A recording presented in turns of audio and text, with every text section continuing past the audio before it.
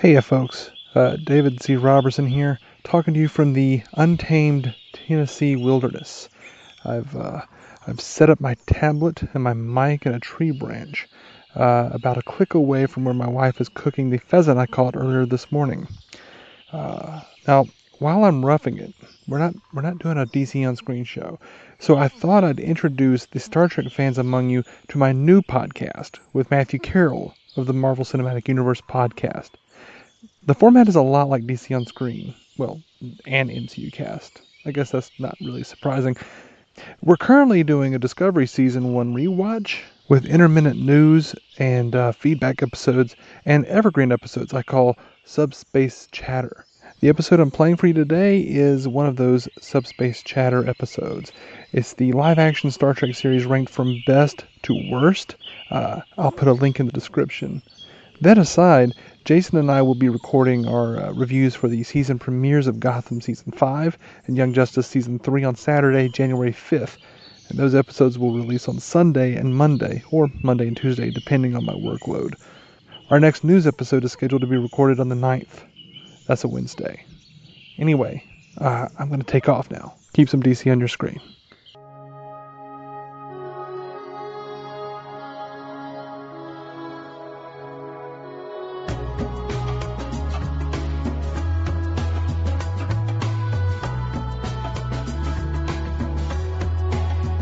Welcome to the Star Trek Universe Podcast. My name is Matthew Carroll. I'm David C. Robertson. David C. Robertson. Robertson? I just said your name wrong. You always do. I do not. I say Robertson. I do not. That is just a bald-faced lie. It's a bald-faced lie. I noticed it because I don't normally do it, and I just fumbled over the R. Every time. Every time. David C. Robertson. Every time. Since we were 6 years old, I've been calling you Robinson. Good old Robinson. Fuck you. Okay, so we are going to talk about our favorite Star Trek series ranked. This is still a get to know you episode. This is our two-part series of getting to know Matt and Dave. Wink. Yeah, we are courting you, but we're not going to woo you. That's right. That's right. You either dig our kind of Star Trek liking or you don't. You know, I'd get it if you're like, yeah, these guys aren't the kind of fans I am, because I listen to a lot of podcasts, and there's definitely ones where I'm like, those guys are way too up their own asses, or those guys aren't up their asses nearly enough for me. There's really a fine line. Why is it all about asses with you, man? I don't know, man. Since I was 6. Okay. Luckily, we met when we were 5. Yeah, that small window of time where you got to know me before my ass obsession. Before your ass phase. Yeah. All right. Let's move on. Let's get less Freudian. Okay. So we're going to talk about our top series, and I say we start from the number 1 on the list and go to number 6 on the list, because my logic is it's just more fun to hear people celebrate stuff than bash it. And I have a feeling the first one we're going to celebrate highly, and the last one we are going to probably bash heavily. So, and it may be different. I don't know your list yet. That's right. We came up with our list separately, which I kind of like. So we're going to start at number 1, which I have a feeling we might be on the same page about, but I don't know. I could see my 1 and 2 swapping on your 1 and 2, but I don't know. We've talked about this stuff many times, but never on a microphone until these casts. So, let's go with number 1. You want to throw your number 1 out? It's tough, man, because... Oh, yeah, I bet it is. I can totally see this being a hard one for you. I am really, it's almost like a dead tie for me, and it was really hard for me to come up with the number 1. I feel like there are 2 answers for it, because, in a storytelling sense and a narrative sense, one is my favorite, and then there's the other one that's just paradigm setter. So, right. But this one, Deep Space Nine, edges out the original series for me. Ding, ding, ding, and we have a match. Me as well. Deep Space Nine is my favorite Star Trek, and here's my logic. I'm with you. original series, it is right there under it. But Deep Space Nine, to me, perfected the form. Still has great moral questions. It still has great standalone episodes. But It does, yeah. it infused a newer sense of storytelling. The serialized format really fit well with those characters. And honestly, just staying in place. And I know Star Trek, a lot of people don't like Deep Space Nine because of this, because it's so stationary. What I love about that is it causes... There are very few antagonists on Star Trek that return. The Borg, like, races return. Q returns, of course. And every once in a while you get like an antagonist that shows up here and there. But for the most part, lore. But for the most part, antagonists in Star Trek are one-shot deals. Yeah. And as we talked about in our last episode, how I just dislike straw men altogether. You're right. Characters like Gul Dukat are so interesting. Yeah, and for me, like on DS9, like some of the antagonists are just they live on the station. Yes. And they're antagonists until at some point you look up and you go, oh shit, they've done an entire episode about Garrick. Yeah. Garrick is one of my favorite characters.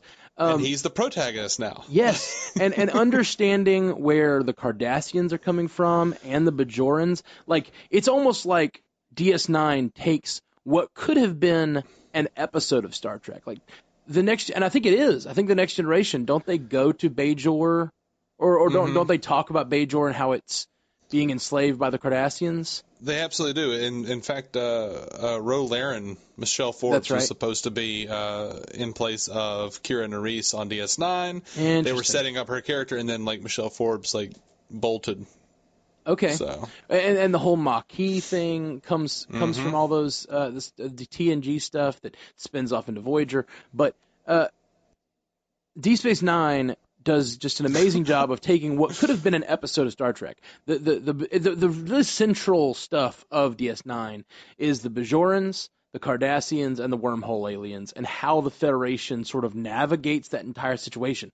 And I could totally see an episode of the original series or TNG where they just come to a planet and they do a short version of that, like a 45-minute version of that story. But instead, we got to see a 7-season version where you actually get to understand Gul Dukat and what drives him to utter madness, and like his daughter and he truly believed himself the benevolent dictator on DS9. Like it's such a great exploration of building an antagonist that it blows me away, completely blows me away, and the Bajoran people, how complicated it can be to be a downtrodden people, the line between resistance and terrorism, and the blurry line between resistance and terrorism that our characters have to navigate. It's just it tackles so many interesting topics in such a cool way, with characters that come back and return, and each time they get thicker and more interesting. And as much as I love the original series, because it's the paradigm definer, DS9 just does it on a level.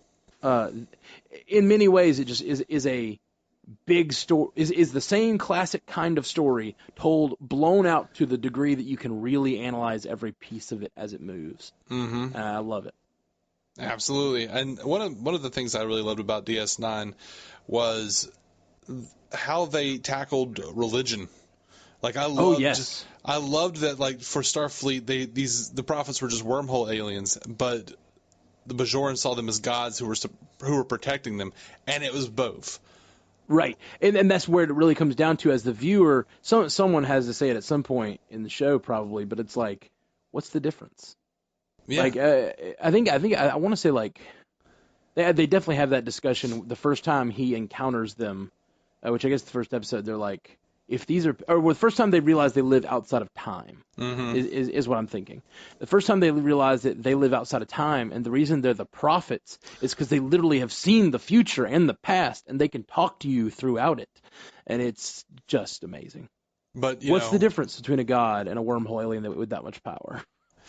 And spoilers if you haven't watched it. I know a lot of Star Trek fans haven't watched all of DS9 because they just, for whatever reason, and I hate that argument too that so many people use, and that you brought it up before, the argument that Star Trek's about exploring and they didn't go anywhere, they were stationary. That's bullshit. They went to the Gamma Quadrant, they had the freaking Defiant, they, instead of in a lot of ways, instead of exploring outwardly, they explored inwardly. Like that, we had so many. They explored those characters so much and so well that they actually just expanded out to the recurring characters as well. Like I knew Rom better than I knew Riker. I think you're right about that. And I would be remiss to not mention, not only do they expand on them and dive into those characters, which is very much like the exploration that happens on DS9. You're right. They have the Defiant, they have the Gamma Quadrant, they have the Wormhole, they have all those things, but it's also a deep exploration within. Yeah. Within all those characters. They really dive into all those characters and different races and cultures and really do deep dives on a lot of things that other Star Trek just glosses over and speeds by. Because you're going so fast, you're going at warp speed, you miss the things that are passing you by. You miss the depth of the cultures, and you don't get that on Star Trek DS9. You really get depth. I feel like we're about to get into that old episode of the Andy Griffith Show. The guy like comes through, and he's like comes through on the weekend. His car breaks down. He's like, I gotta get to New York or whatever it was, and then like he winds up going to church. He hasn't been to church in a long time or whatever, and the pastor's like, slow down. What's the hurry? Yeah. But yeah, I'm sorry. No, it's fine. I was waiting. I was hearing out the metaphor. But it was just the comment that you mean. Yeah. I'm sorry. No, it's totally fine. For me, Deep Space Nine is just the best fusion of like modern storytelling, a real respect for the universe, with all the stuff with the Klingons. They referenced the original series more than TNG ever did. Yeah. Despite having actual cast members from TNG from the original series. Yeah. And then it's still great standalone moral stories. Many episodes are still great standalone moral stories. They still you still get that episodic Trek if you're hungry for that.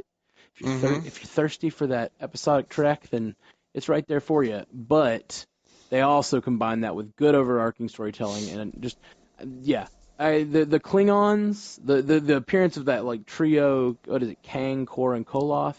Yeah, the three from the original series. Yeah. Original series Klingons actually appearing as allies in DS9 is one of the most fun things. And Friends of Dax. Yeah, and Friends of Dax who fought beside them in the old days. That's so much fun. It's just so much fun. If you haven't seen all of Deep Space Nine, you should absolutely see Deep Space Nine. But that was the thing that I was like about to spoil. The realization that the prophets set into motion the very birth of Captain Sisko. Oh yes. That's it's fantastic. Yeah. They like yeah. I'd forgotten that. So that's crazy. Yeah. That's really good.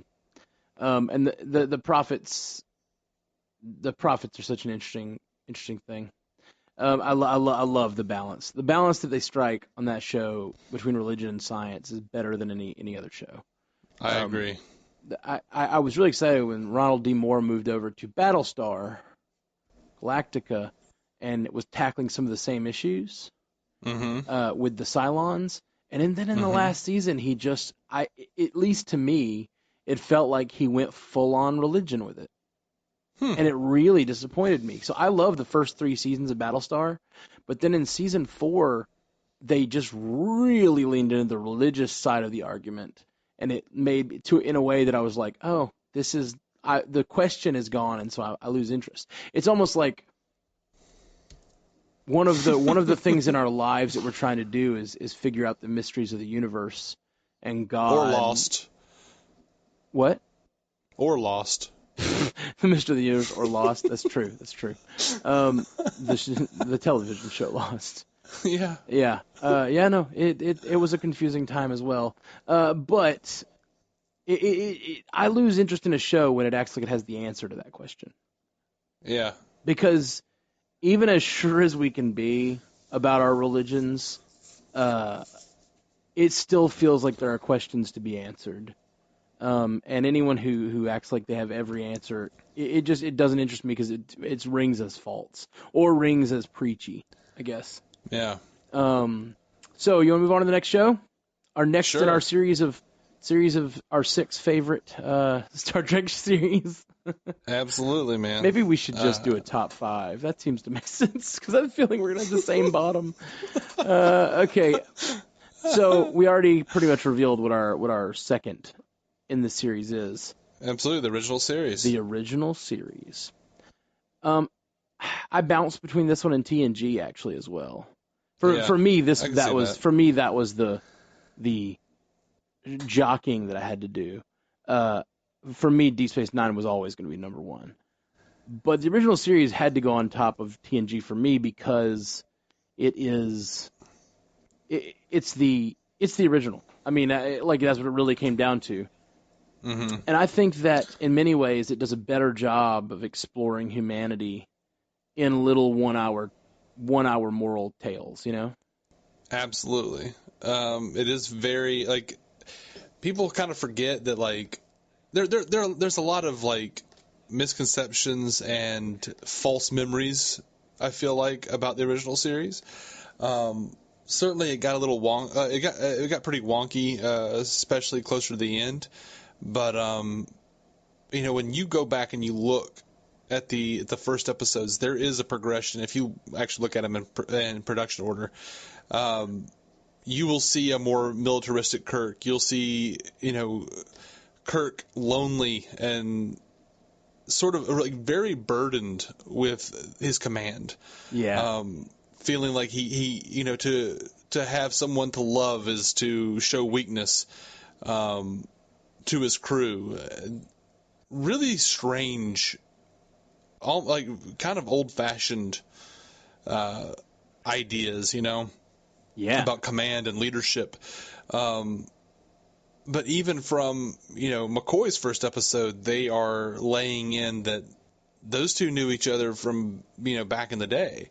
Like, they actually do a fair amount of nice character building just in those first few episodes. I just you bring up McCoy, and I think I mentioned it in the last episode, but I really love one of the major things I love about that show is the dynamic between McCoy, Spock, and Kirk. Just like the trio that leads them is to me one of the best things about that show because it's, as I said on the last cast, it's the emotions leading McCoy, logic leading Spock, and Kirk having to decide between those two, and it's that internal struggle we all have to sort of deal with, personified and put on the screen, and it's a great allegory for like just human understanding and human, I don't know, movement through what they're trying to movement through this world of making real decisions. Right. I just love that. And I love that there is an arc to their friendship. Like, if you go back and you look at Where No Man Has Gone Before, McCoy's not even there. Spock and Kirk are very much at odds about what to do with Kirk's best friend, Gary Mitchell, who has become possessed by something in the barrier. They say that. It's lots of extended universe stuff has kind of played with what that might have been, whether it be a Q or Proteus from the X-Men universe or whatever. That's all extended universe stuff. We'll skip that. I direct you to Memory Beta Wikia for that.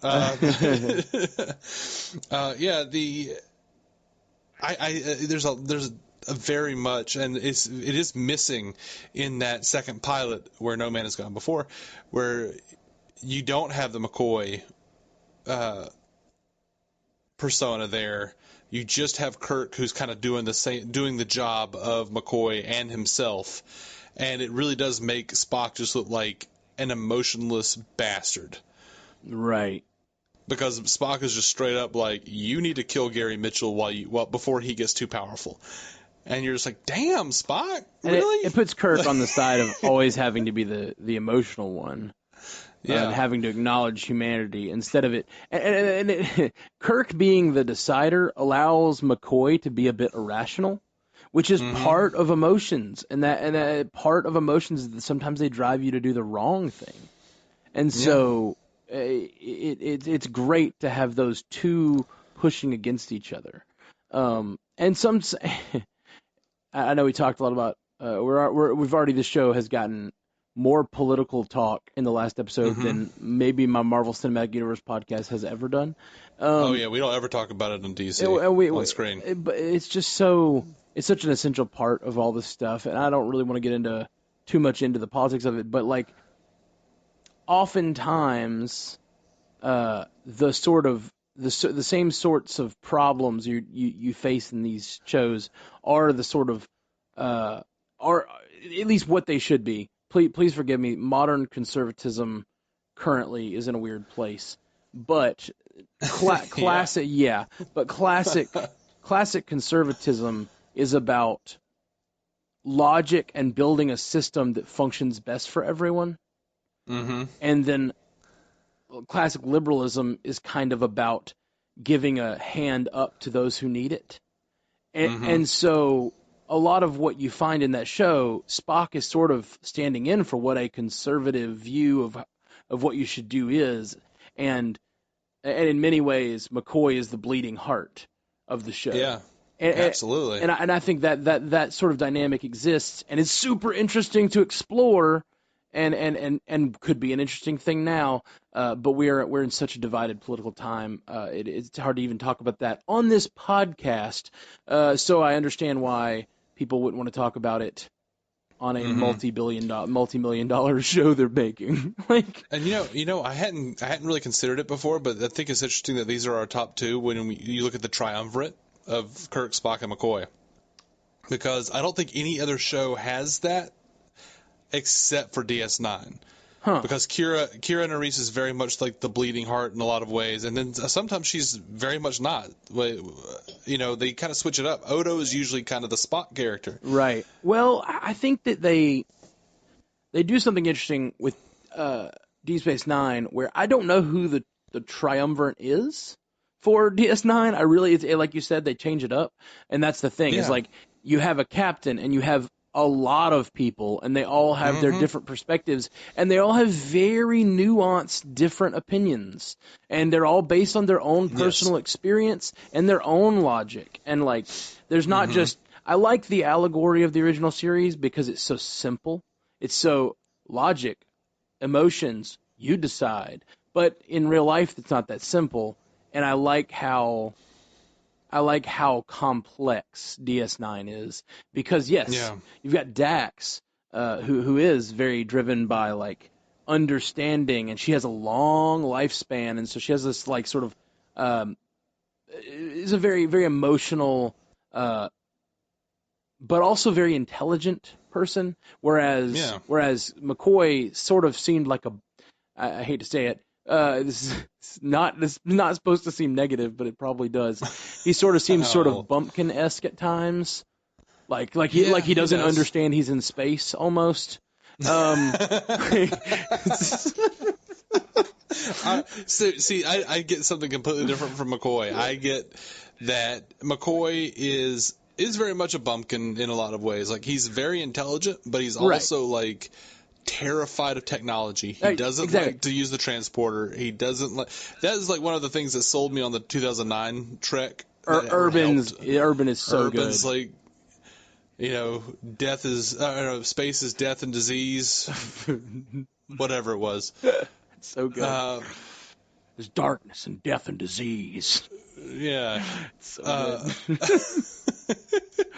good. I think that he is that sort of wild-eyed emotionalism, whereas she is a much more thoughtful sort of bleeding heart. I'm going to use the word bleeding heart because I don't like using liberal and conservative because it has different connotations these days. But so does the term bleeding heart. Right, but I'm not meaning it as like in in a bad way. I mean it as she just cares about people. Yeah. I'm not saying it derogatory. So you have this sort of intelligent bleeding heart, which is interesting, and then you've got Kira Reese, who is also very fiery, and I mean she is his second in command. I would consider her sort of one of the triumvirate, but she's also all fire and emotion, but it's a very specifically related to her past as someone who has a very limited experience. So you have this. There is lots of prejudice on DS9. Oh, absolutely. There's tons of prejudice. And there's tons of prejudice, and there's tons of opportunities for people to overcome that prejudice. Oh, I love We've always joked that, like, in the 24th century Star Trek universe, that, you know, everyone had to be, all of the Federation and Starfleet had to be very evolved, and there could be no inner conflict. And importantly, and specifically, Bashir and O'Brien never got that memo. Yes. Because they are like the most homophobic, ridiculous individuals. They are so homophobic, and it's wonderful. It's wonderful because it's played for laughs. Like, a character can be flawed on a show. Yeah, they're not. It's not a standard to aspire to. Right, they are not aspire. It drove me nuts. A couple years ago, when the new Netflix special came out for Dave Chappelle, I guess it was this year probably. Dave Chappelle came out with his new stand-up special, and he had a joke in there about how he was supposed to go to a Black Lives Matter meeting, but he got offered a chance to go to the Grammys, I think it was, and he was or like, the Oscars or something. The Oscars, yeah something like that. Something. And he was like, but I've never been to the Oscars. And he's like, they don't need me. They got Stevie Wonder performing or something like that. And he decided to go to the Oscars instead of going to a Black Lives Matter rally. And so many people got mad at him for that.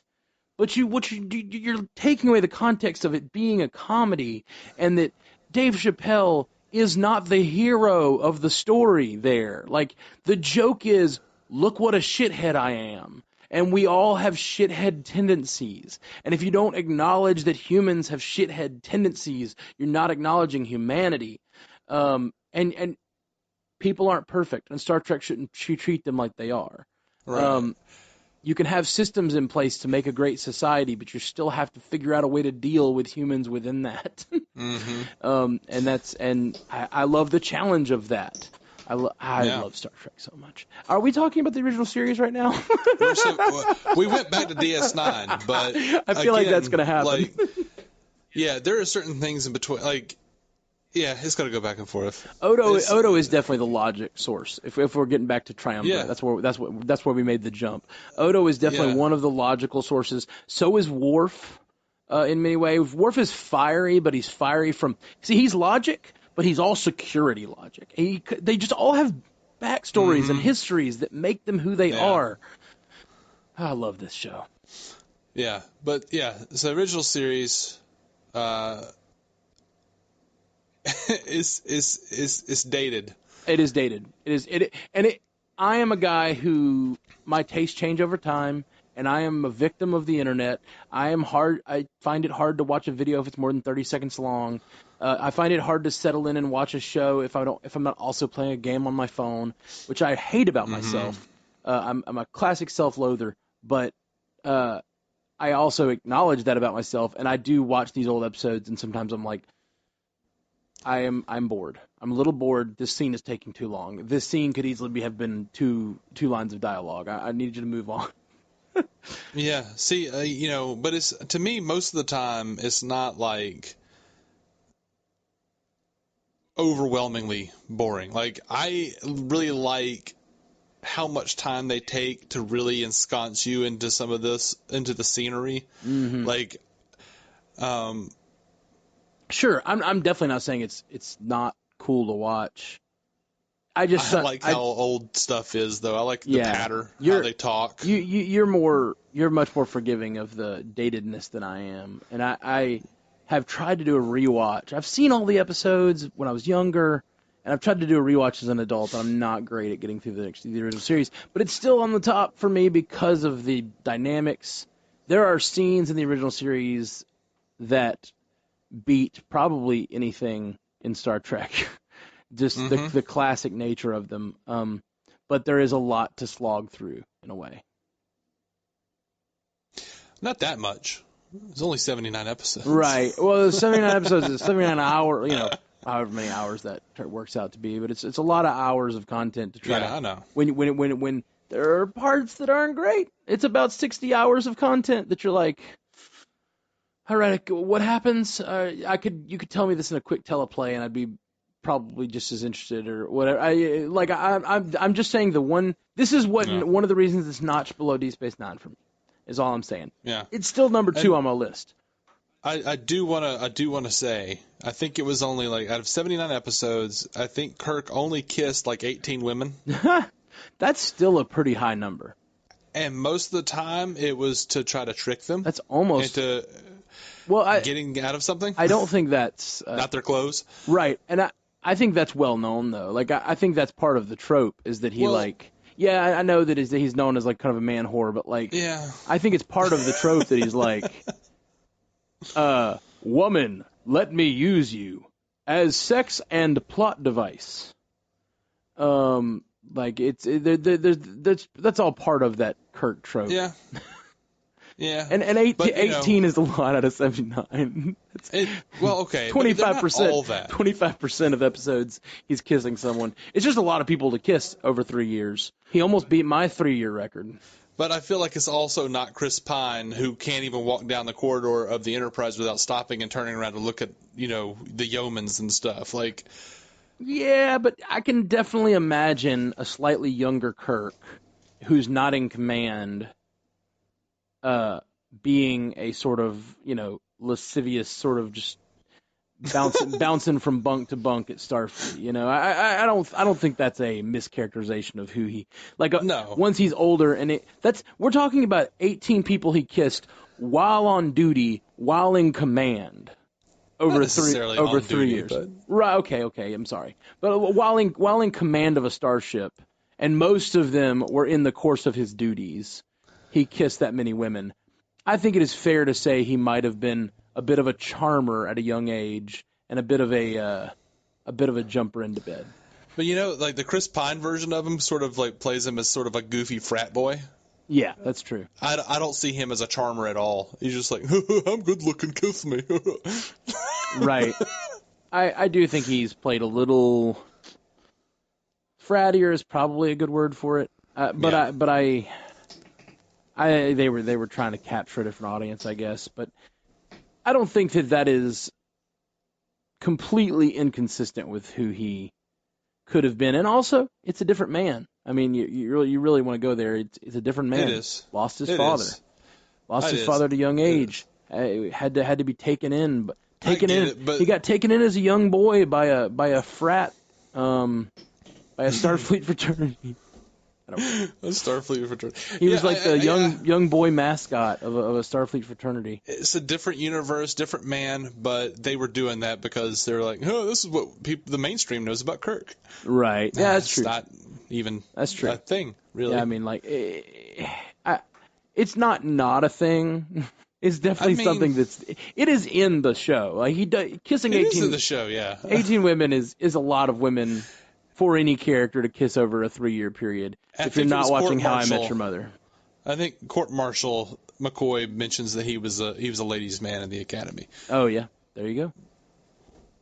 All right.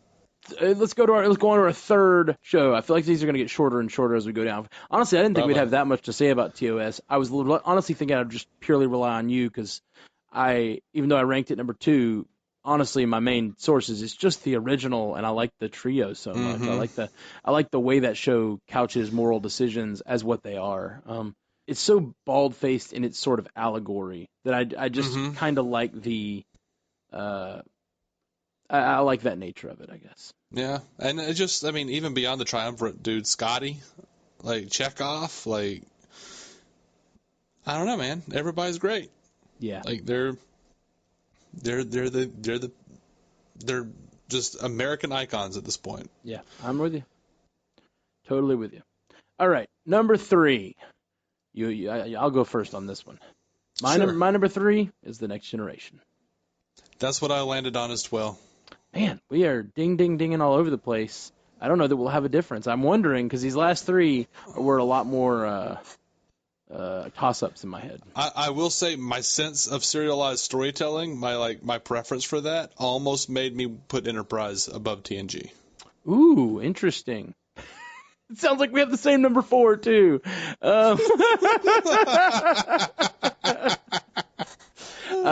My sense for serialized storytelling almost made me put.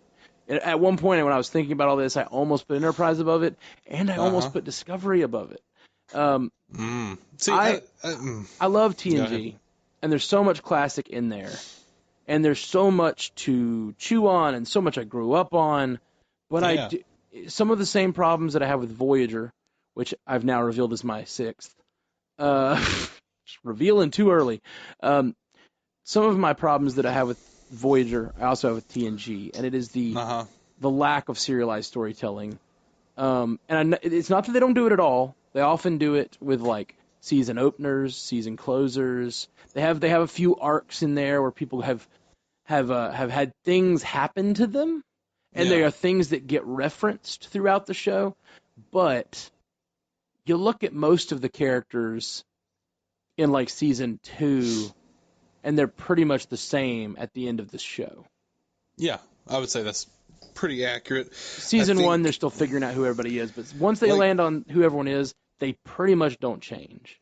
If you look at what actually happened, not a dream sequence episode or anything, the last episode, the 2 major developments are Worf and Troy are getting together. They're just blossoming as a relationship.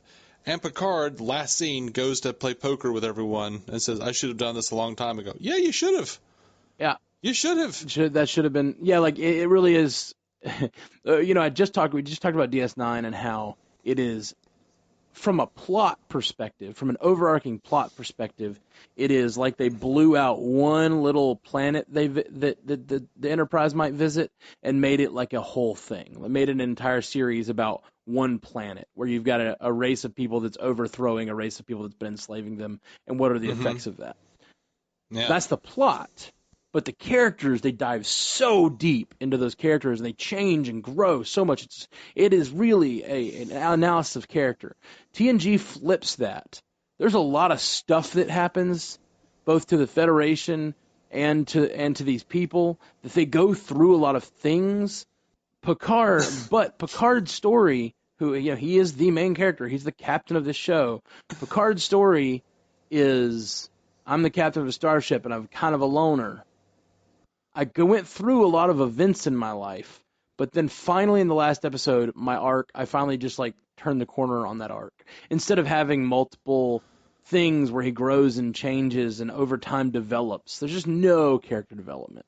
There are character changes slightly, but not really. You really look at the final episode and episode season 2, and you can just point to where those people would be, and they're still there. Weirdly enough, I think the characters to get the most development out of TNG are Data and Wesley. Data is definitely a character where, because of the nature of him as a character, as an artificial life form. Wesley too. He just grew up. Right. Sure. But Data, I'm just saying they actually focused on him growing as a character. Like they really spent time focusing. I don't know that happened with Wesley.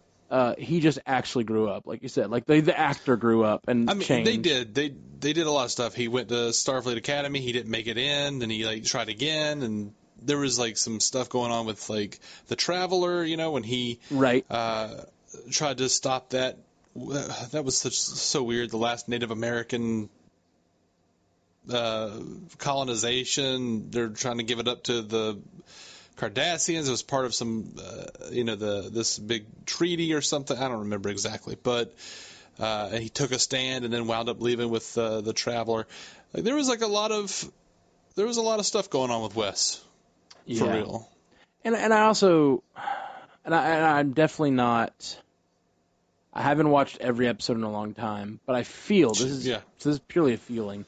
But I feel like a lot of the problems and the moral debates on TNG are a little more cut and dry.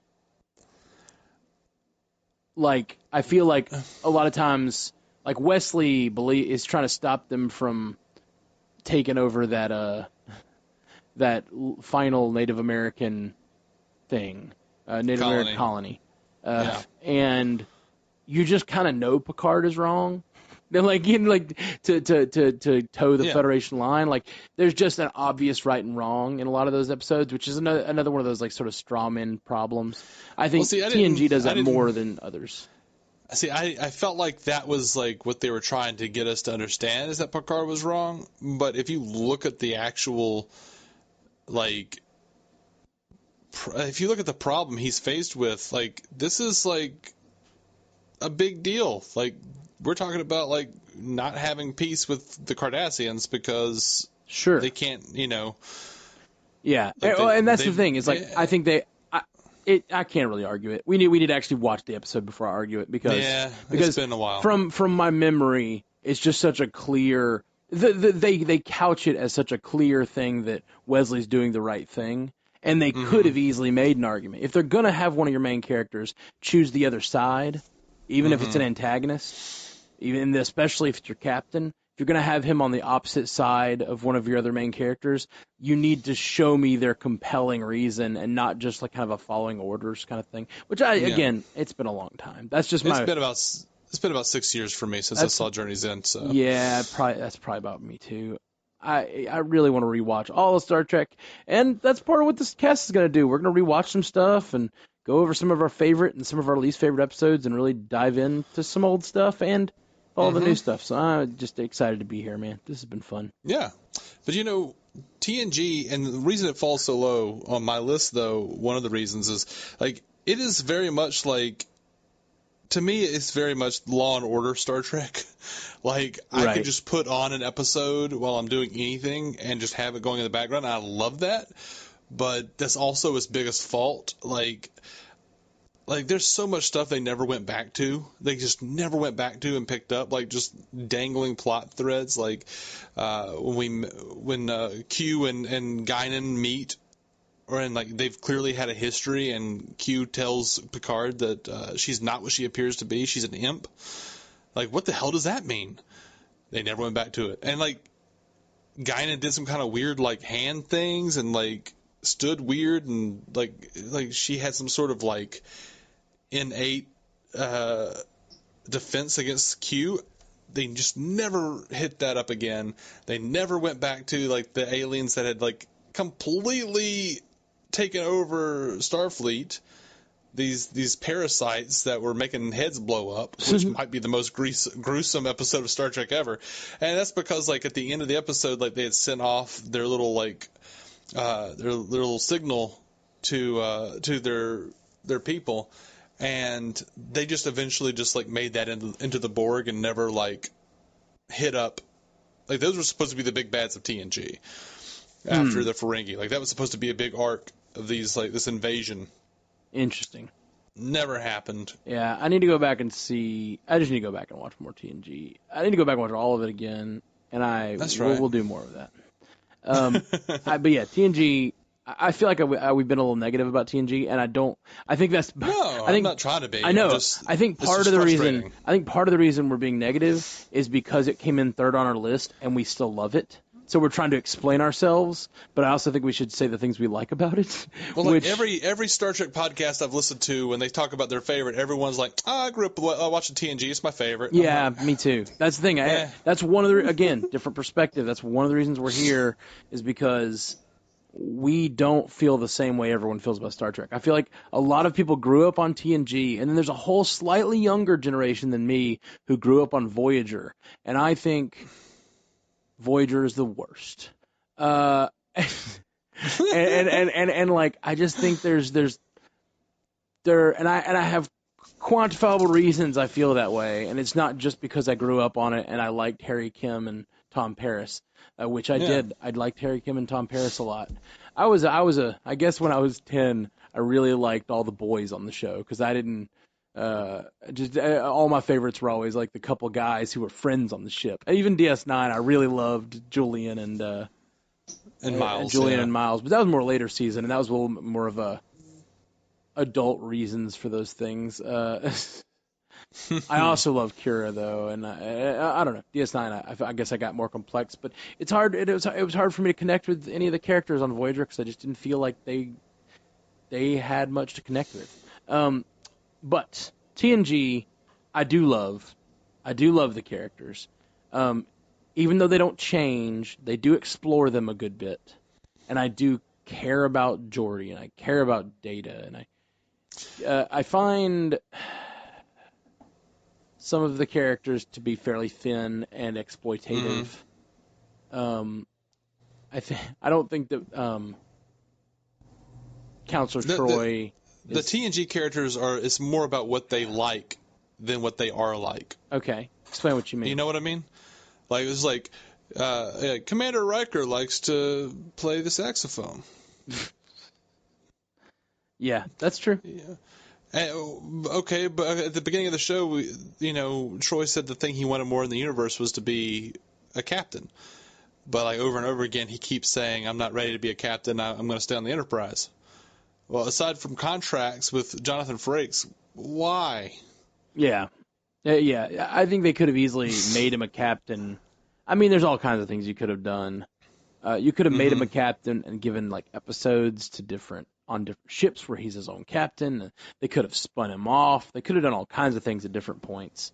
Or was that just a thing they kept saying early on because they knew that they weren't sure if they had Patrick Stewart forever, Yeah, maybe the plan was to kill off Patrick Stewart and kill off Picard and have him step in. Well, I don't know. I've heard this a lot, but I think when he got grabbed by the Borg, that was supposed to be his out, and they had a contract negotiation going through. Like, interesting. Best of Both Worlds Part 2, apparently, from what I hear, I don't know if this is true. This is rumor. Well, it's hearsay from other podcasts. Okay. Mostly. Like, I haven't actually seen it written anywhere. But we're not only a third-rate podcast, people. We're a third-hand podcast. Welcome into the Hearsay Podcast.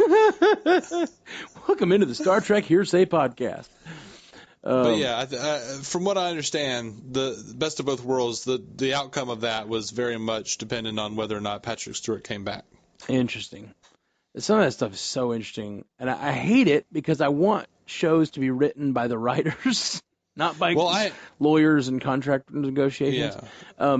I love, but it's crazy. You know the story about SNL, like season whatever, the second John Lovett season. You know about that story? It's not even a behind the scenes story. At the end of the first John Lovett season, John Lovett hits it big with his liar character, and other than that, the rest of the show is doing very poorly. Yeah, and it's Lorne Michaels pours gasoline on the outside of the green room. Yeah, and in universe, in the universe that is Saturday Night Live, he starts a fire, and then there's like some sort of thing that comes up that says like, "We'll see who makes it out next year," and then it shows like John Lovett's getting in a car with Lorne Michaels and taking off or something like that. He sets it on fire and then he goes, "Oh, you know what? I can't do this. And he goes in and grabs John Lovett and pulls him out and then closes the door back. And they literally fired the entire cast except John Lovitz. It's crazy they wrote that into the ending of the show. That is so crazy. But it almost sounds like that sort of thing. And they like. To write that stuff into the show and leave it on a cliffhanger like that is interesting. Mm-hmm. I've seen other shows do that where I know there's intense contract negotiations and they leave it on a cliffhanger and you're like, are they seeing about killing that character off for real? That's a stupid way to leave a cliffhanger. I heard they did that on Walking Dead as well. There's a big Walking Dead scene where at the end of a season someone dies but you're not sure who. And the big question over the seasons was who's actually dead. And apparently it was partially because of a contract negotiation that was going on. It was like, well, we could kill any one of you now. So any one of you that wants to come back, you better play ball.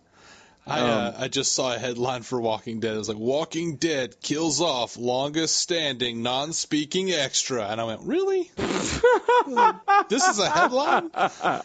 It's funny. I was watching Walking Dead last night, and it was notable because I don't think anyone died in the episode. And it was notable because almost always some extra dies or whatever. Maybe some extra did die last night. It must, or it was the week before. Anyway, I was just noting, like, I wonder if they're just like getting to the point where they just can't lose that many characters or whatever. I don't know. I definitely noticed they're doing less killing off main characters. Although I think they might be getting. Apparently, Rick Grimes, the main character, is leaving this season, so we'll see what happens. Anyway, that's a different podcast that we haven't started yet. I don't watch the show, so I won't be. We're gonna have to do a one. Walking Dead rewatch with Matt and Dave. No, come on, man. There's at least 2 good seasons. Yeah, that's my issue. Like 2 of 10, man. 2 of 10. This is why I don't take recommendations so early on in a show's run, where people are like, "Oh, you got to watch this. It's great," and then like 3 years later, they're like, "Oh, it's not worth it." Yeah, but then you're never on the cutting edge of something, and it's really fun. It's really fun to be like in the conversation while things are going down. Like I'm on the cutting edge of all the DC shows and of Star Trek. That's right. That's right. Sometimes you got to choose your universe. Yeah. And we've chosen Star Trek. All right, TNG is wonderful. We do love TNG. Those are our issues. That's why it ended up at 3, but we do love it. We grew up on it too. It is what won me over to Star Trek and therefore sci-fi. Like, even though I respect the original series a little more because it is the creator of the paradigm, it's TNG that got me into things. Like, the relationship between Geordi and Data is like the first science fiction thing I ever paid attention to, you know? Nope, that's not true. Take it back. If you want to call it science fiction, which I do. I don't know why I said if you want to call it, because it's just a little wibbly-wobbly, timey-wimey. But Back to the Future is probably the first science fiction thing I got into. I went to see Back to the Future 3 on like my 5th birthday. And I loved the movie so much. I had a Back to the Future birthday party, and we went to see it in theaters that day, Back to the Future 3, and there's video somewhere of me with a guitar sliding on my back while we listened to Johnny B. Good on the floor as a 5-year-old. That's awesome. I wish I still had that video. I'm sure my parents have lost it because they don't keep up with anything. But, there was video for a long time of me, like, sliding around on the floor. I'm like, that's still me. That's still me. Yeah. I remember rushing over to your house after church and playing the Back to the Future 3 video game. Yeah. Oh, yeah. I don't think I ever got past that first level. Jumping. Like jumping the hay barrels? Yeah, you're like riding a horse, jumping hay bales or something. And yeah. It's way too difficult for for 5-year-old, 6-year-old Matt. Okay, guys. On to number 4. Now we're going to get into the scrape in the bottom of the barrel. Our lesser favorites. Not saying they're bad, but lesser. Number 4. And it sounds like we have the exact same list, which is not good for drama. No. We're not providing much drama here. We are the Berman era of drama. So, number 4, what you got, Dave?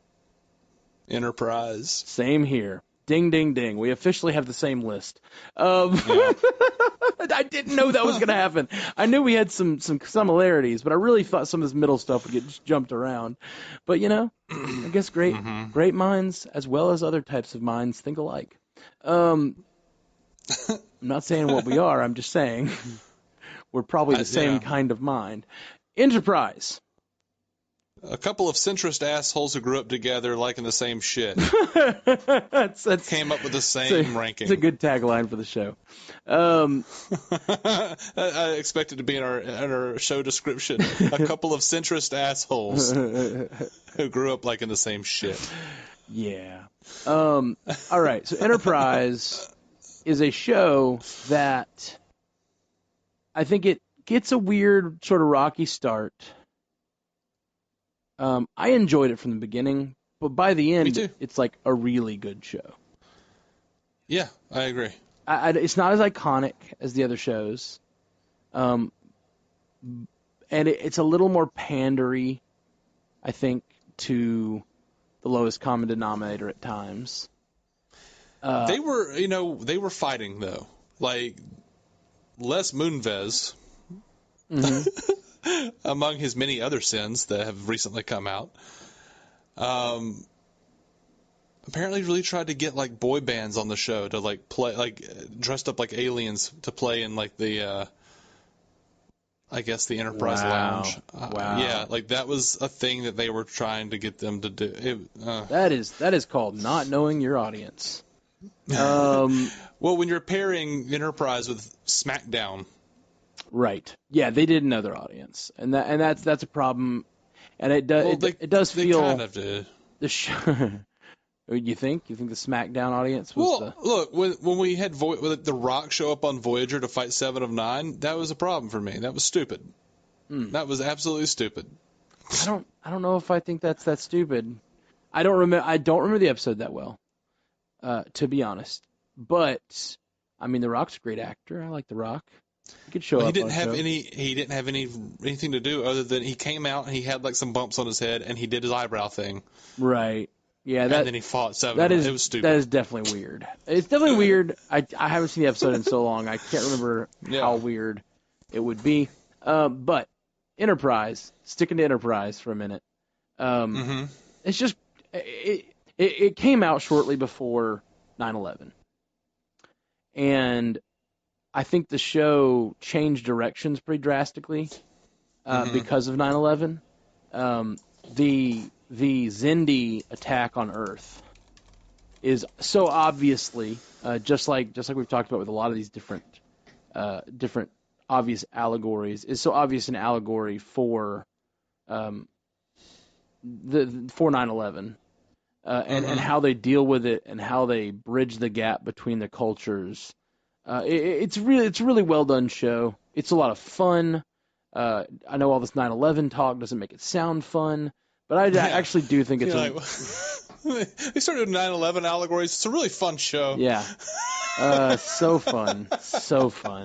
And then they do have a few of the same problems of interference, I feel like, from the camps at the studios that wanted to make it more of a palatable show to the masses instead of like just steer into being a nerd show. Like, I think we haven't fully learned our lessons, but some shows these days have learned their lessons that like just steer into what makes your show. Like, be your show. And honestly, even our podcast, we've talked a lot about like, we don't know about starting a podcast because so many people feel so strongly about certain Star Trek things. Yeah. And we finally landed on, you know what, we just got to be us and talk about Star Trek the way we like to talk about Star Trek and find our audience. And that's the way you find an audience these days is in anything, whether it's TV, music, podcasts. You've got to know who you are and what you're trying to make. You try to cater to everyone, you're not going to find an audience because no one cares. Your lowest common denominator stuff. Yeah, Enterprise. I feel like it got a bad rap early on because one, they were eschewing the name Star Trek for a long time, for like 2 years. Wow. They just called it Enterprise. Yeah, I think somehow I feel like even Scott Bakula, as much as I like Scott Bakula, and I think he was a great captain, I think he got made fun of a lot. The Quantum Leap guy, and I'm like, the Quantum Leap guy. Like, I love Quantum Leap. Me too. I love it so much. I'm like, what the hell's wrong with Quantum Leap? Donald Belisario. Yeah, the show's wonderful. Magnum PI. That show is absolutely wonderful. And so I wasn't upset. And it made sense to me. It's another sci-fi show, like, but I guess Quantum Leap has sort of a weird reputation. So the Scott Bakula of it all, and I do think the whole having a Maxim model as one of your first main characters into Paul was a little, and Jolene Blaylock being on there was a little. As I was very of two minds at the time. Well, I was like, man, I don't know about this. It feels weird to put a Maxim model as a main character on a Star Trek show. It just feels a little. It feels a little, even at whatever age I was. I don't know. I was probably teens at that point, right? No, I guess I was probably 20, 21, 22. 2001 to 2005. So Okay, so yeah, I was in my early 20s. I'll tell you a little story, guys Tell and us. gals, whoever may be listening. Gather around the campfire. Matt and I were in college when this show was coming on, and in fact, the only way Matt was watching it for a while was I was taping, because I used to tape everything. I had VHS tapes of Star Trek all over the place. Yes, you did. And I was taping off Star Trek Enterprise for Matt, and I was even like designing the little covers for the VHS and bringing him volumes like he was in the freaking, like those old, what was it, the Star Trek Columbia collection or something, Yeah. like where they were like sending you VHS every month. So whatever that was, I don't remember. I remember that's how I got a few episodes of TNG on tape, because you were doing that when we were teenagers. Right. So, but yeah, so that's how Matt watched probably the first season of Star Trek. Yeah, Enterprise. I watched the first season, and then I fell off of it. And it wasn't until it's probably 22, 23, I was getting later in college. One of my friends was like, "You got to go back and finish Enterprise." I was like, "All right," and I did. I think it was me. No, actually, it wasn't. It was my buddy Adam. Oh, it wasn't? Adam Smith. My buddy I remember Adam. He is. I think he's actually back in Birmingham. I need to give him a call. But yeah, he was like, "No, you got to see it. You got to watch it. It's great all the way through." And I was like, "All right, I'll give it a try." And then finally, I don't like. I really was interested in the temporal Cold War storyline in Enterprise. I thought it was gonna be fun, but it got really bad reactions from fans. It did, and I didn't like that they just seemed to have dropped it. Like we never really found out, right? Who? They. Like in universe, we never found out. In universe, we didn't find out who the mystery Tom guy was, future guy, everyone called him. Yeah. We do know from like Doug Drexler and a couple of the other well, he was a designer, but a couple of the writers have said he was going to be Romulan. That's right. There was a pretty heavy and cool things coming in season 5, including a Doctor Who crossover that was being talked about with the Russell T Davies, David Tennant, I guess it would be at the time. Wow. Yeah. That would have been timey-wimey. That would have been But, really cool, and I wouldn't have liked it from a continuity perspective. They would have had it in sort of Pocket Universe or, crossover universe thing. The show got a bad rap, though, like eschewing the Star Trek name, eschewing the orchestra theme for Faith of the Heart. Yeah, that was probably a bad call. I didn't mind it, but it was probably a bad call. Even like the music they used on the end credits sounded like contemporary Christian music. Right. It was awful. Well, here's the thing about that.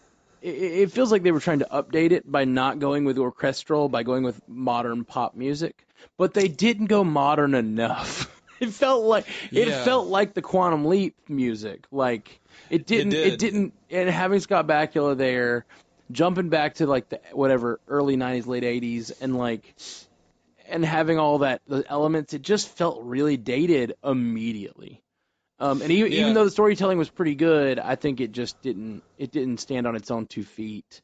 And so I think it just was sort of a failure of, I don't know, almost like the art direction was a failure. Mm-hmm. And by art direction, I mean overall aesthetic of the show as a mishmash of trying to placate people who just want to see a hot girl on the screen. That first episode where they go into the decontamination chamber and Jolene Blaylock rubs gel all over her body is so just not in the spirit of Star Trek to me.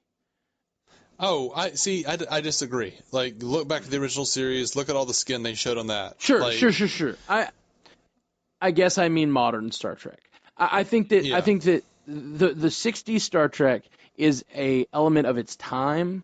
The culture of the '60s was not evolved on the issue, and the women were just objects on that show in many ways. And they did beautiful things with that in Enterprise when they reversed the idea of the Orion slave girls, and they were actually the slave traders, not the slaves. That was Right. awesome. That was really fun and cool, and like, you know, a different take on the sexual dynamics.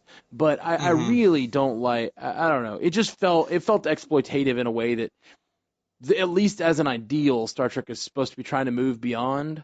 And in the 60s Star Trek, I'm not saying you can't be sexy on Star Trek. I think it is absolutely okay to be sexy. I kind of would have rather it been in a sex scene than just like, we're going to give a reason for her to be in a freezing cold room Right. rubbing gel on herself. As often as possible. like every time they go to a planet, they have a female in there rubbing herself down with gel. Well, it was her and Trip Tucker. Yeah, they took the most attractive people on the show and made them strip. And the communications officer, she comes in at the end of it. Oh yeah, so Hoshi. So it's them like rubbing each other down, and I was just like, it just didn't feel. It didn't feel right to me. It felt like lowest common denominator stuff. It felt cringy, but if I'm being honest, and I look back at TNG, Troy was in a lot of cat suits. Troy answered her door at least a few times in almost see-through materials. Absolutely. And I'm not saying this isn't a problem across all Star Trek. And even worse. I just think it's bad when it's not aware of itself. Even worse, Riker's one exposed nipple. Yes. Yes. I'm not saying it's not an ongoing problem. It just felt like with, and I you can disagree with this if you like, Deep Space Nine, and even with Voyager, they had kind of moved on from that a little bit, and it wasn't so. They still had a little sexuality in the show, but it wasn't so exploitative and one-sided. Yeah. And then with Enterprise, it was a step backwards. That's all I mean. I felt like with Voyager 7 of 9, it was a real step backwards. See, I agree that the casting of her seemed that way to me. Jerry Ryan is a good actress. I'm fine with Jerry Ryan being cast. Okay. What I'm not okay with is the freaking Borg cat suit. That makes no sense. Like, there's no reason for her to have to wear a cat suit every episode. Yeah, I think there's multiple reasons for that, but I think in the character of 7 or 9, I don't think she was too over-sexualized. I could be speaking totally out of school here, but because again, this is my least favorite show. Voyager's my least favorite, and I haven't really revisited it since I rewatched it 10 years ago or something. No, I would agree. I don't think she was over-sexualized, and in her character, she was very much the Data or the Spock of the show, but that's what it was the archetype they were going for. But well, and I mean, there's always cat suits. Even Kira, I don't think of her as an over-sexualized character, but her suit's real, like, form-fitting and fabric-y and tight. And there's always a little bit of that in the shows. And some of that's in the real world, and I don't mind it. It's just in that first episode of Enterprise, it was particularly stark to me. And also, I think that for Voyager, it started out, and I do think that was a step backwards, I agree with you, but I think that, like, Voyager at least started out trying to be a little more pure to it, and I think they brought that in to try to save them or get ratings up. We're going to have a hot Borg. Who was asking for a hot Borg at the time? That's not a thing I don't look at the Borg and go, you know what? Sexualize that. I'll be in my bunk. Yeah. You know who's the most? You know who the most popular villains are? The Klingons. Well, okay, ones that aren't bumpy on their heads. Oh, I guess the Borg. Yeah, let's do the Borg, but a hot one. I feel like they could have sexualized the Klingons easier than the Borg. The Borg are like covered in dead flesh. Like it's almost like a necrophilia thing. And I know that they fixed that with 709, like when she whatever separated from the hive. I guess she got her skin tone back. I don't really understand that. Well, I mean, I think they tried to sexualize the Klingons a little bit. Like, I've always gotten, like, really mixed signals from the Duras sisters, because I feel like they were trying to make them really sexualized because, like, pretty much they've got, like, armor over their nipples, and that's about it. Really? But, I mean, they just have, like, massive cleavage. but Yes. they do make have their appendage. they make their teeth so awful. Yeah. I don't know that they Like, were ever trying. Like, I feel like they were trying to sexualize them sort of in universe. yeah, Like, the I can see characters were that. kind of supposed to think, in many cases, the characters were like, well, what's up with these ladies? But from an outside perspective, watching, I don't. At least I didn't ever think they were. I was never like, oh my goodness, I am. They never had a scene where I felt like, oh, they're being overly sexualized. They just had Yeah. their breasts out, which I don't know. Well, they seem Whatever. to make passes at some of the male Right, characters and those in characters, sort of I think it also. grotesque ways. I think their sexuality was sort of played for comedy, which is a whole Yeah, different maybe yeah, issue. But their sexuality is sort of played for comedy in that, like, oh my gosh, that ugly woman is hitting on Riker. Like it's kind of that's kind of weird. That's kind of a and weird they look. definitely played that up in Generations when I can't remember which one. It was one of the Duras sisters saw Beverly Crusher, and she was like, "Human females are so repulsive." Yeah.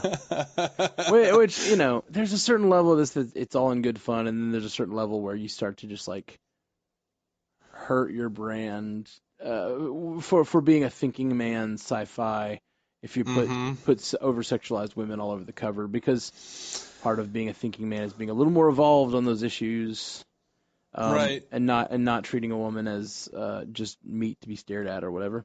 But honestly, that's one of the things I love about the original series is the cheesecake beefcake aspect of it, like the old pulpy aspects of old Star Trek. There's something ridiculous and appealing about that. I would agree, and especially for its time, I think that's super fun. I even think it's sort of the fun of like a Guardians of the Galaxy today. I think it has in many ways a modern version of that aesthetic. Yeah. The issues with the original series run a little deeper with the sexuality of the original series, because you got the pulpiness and the look of it all, but also the women have no agency is a big part of the problem. Well, not all, but yeah, like the original series, I feel like there were those that didn't have agency, but there were also and they were just as scantily clad, but there were plenty of women who were like at least high up nurses, or there were lawyers, there were higher up people of higher rank in the original series who like women who. But then they would turn around and do some kind of weird shit like Janice Lester in the last episode talking about how women can't be captains. You're like, what are you talking about? Right. Like, oh gosh. Is that because she was just insane and they just kind of Kirk was placating her by going, yeah, you're right, it's not fair?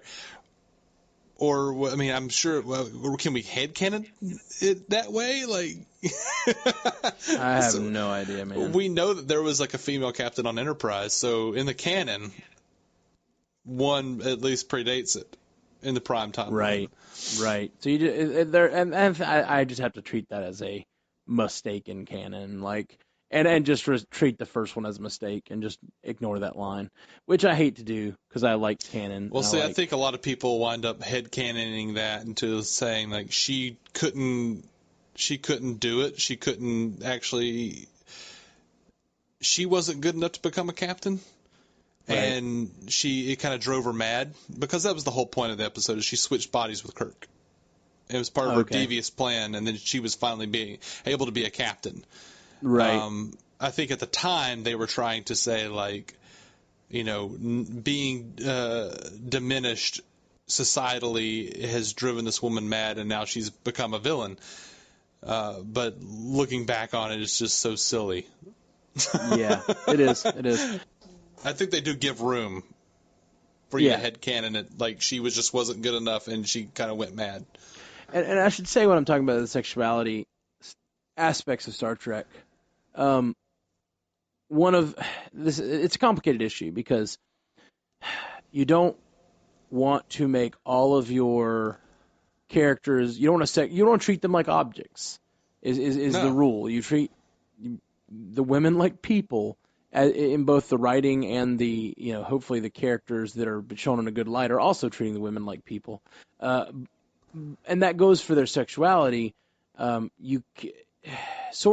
seems to me in the older Star Trek, you kind of have a dichotomy of different types of women, and it does seem like the ones that are taken seriously, the ones that are higher up, wear more clothes, which is analogous to our society today. We think of women that way too, but even that is sort of an issue from a sort of sexism perspective. Like a woman can't have her own sexuality, can't show some skin and be an intelligent sort of, I don't know. See, I think one of the things about the old Star Trek was I think more than any other show at the very least. And all of this is anecdotal. Everything you're saying, everything I'm saying is anecdotal. We don't have any empirical data in front of us. But I think that the women were shown more agency, even in their sexuality. Like, it does take a lot of crap for like the women being quote unquote sex pots. But that was part of the whole point, is that those women weren't sex pots just there to please a man. They were there, and they had their own wants and desires, and yeah, I don't know. I don't know if that's in the.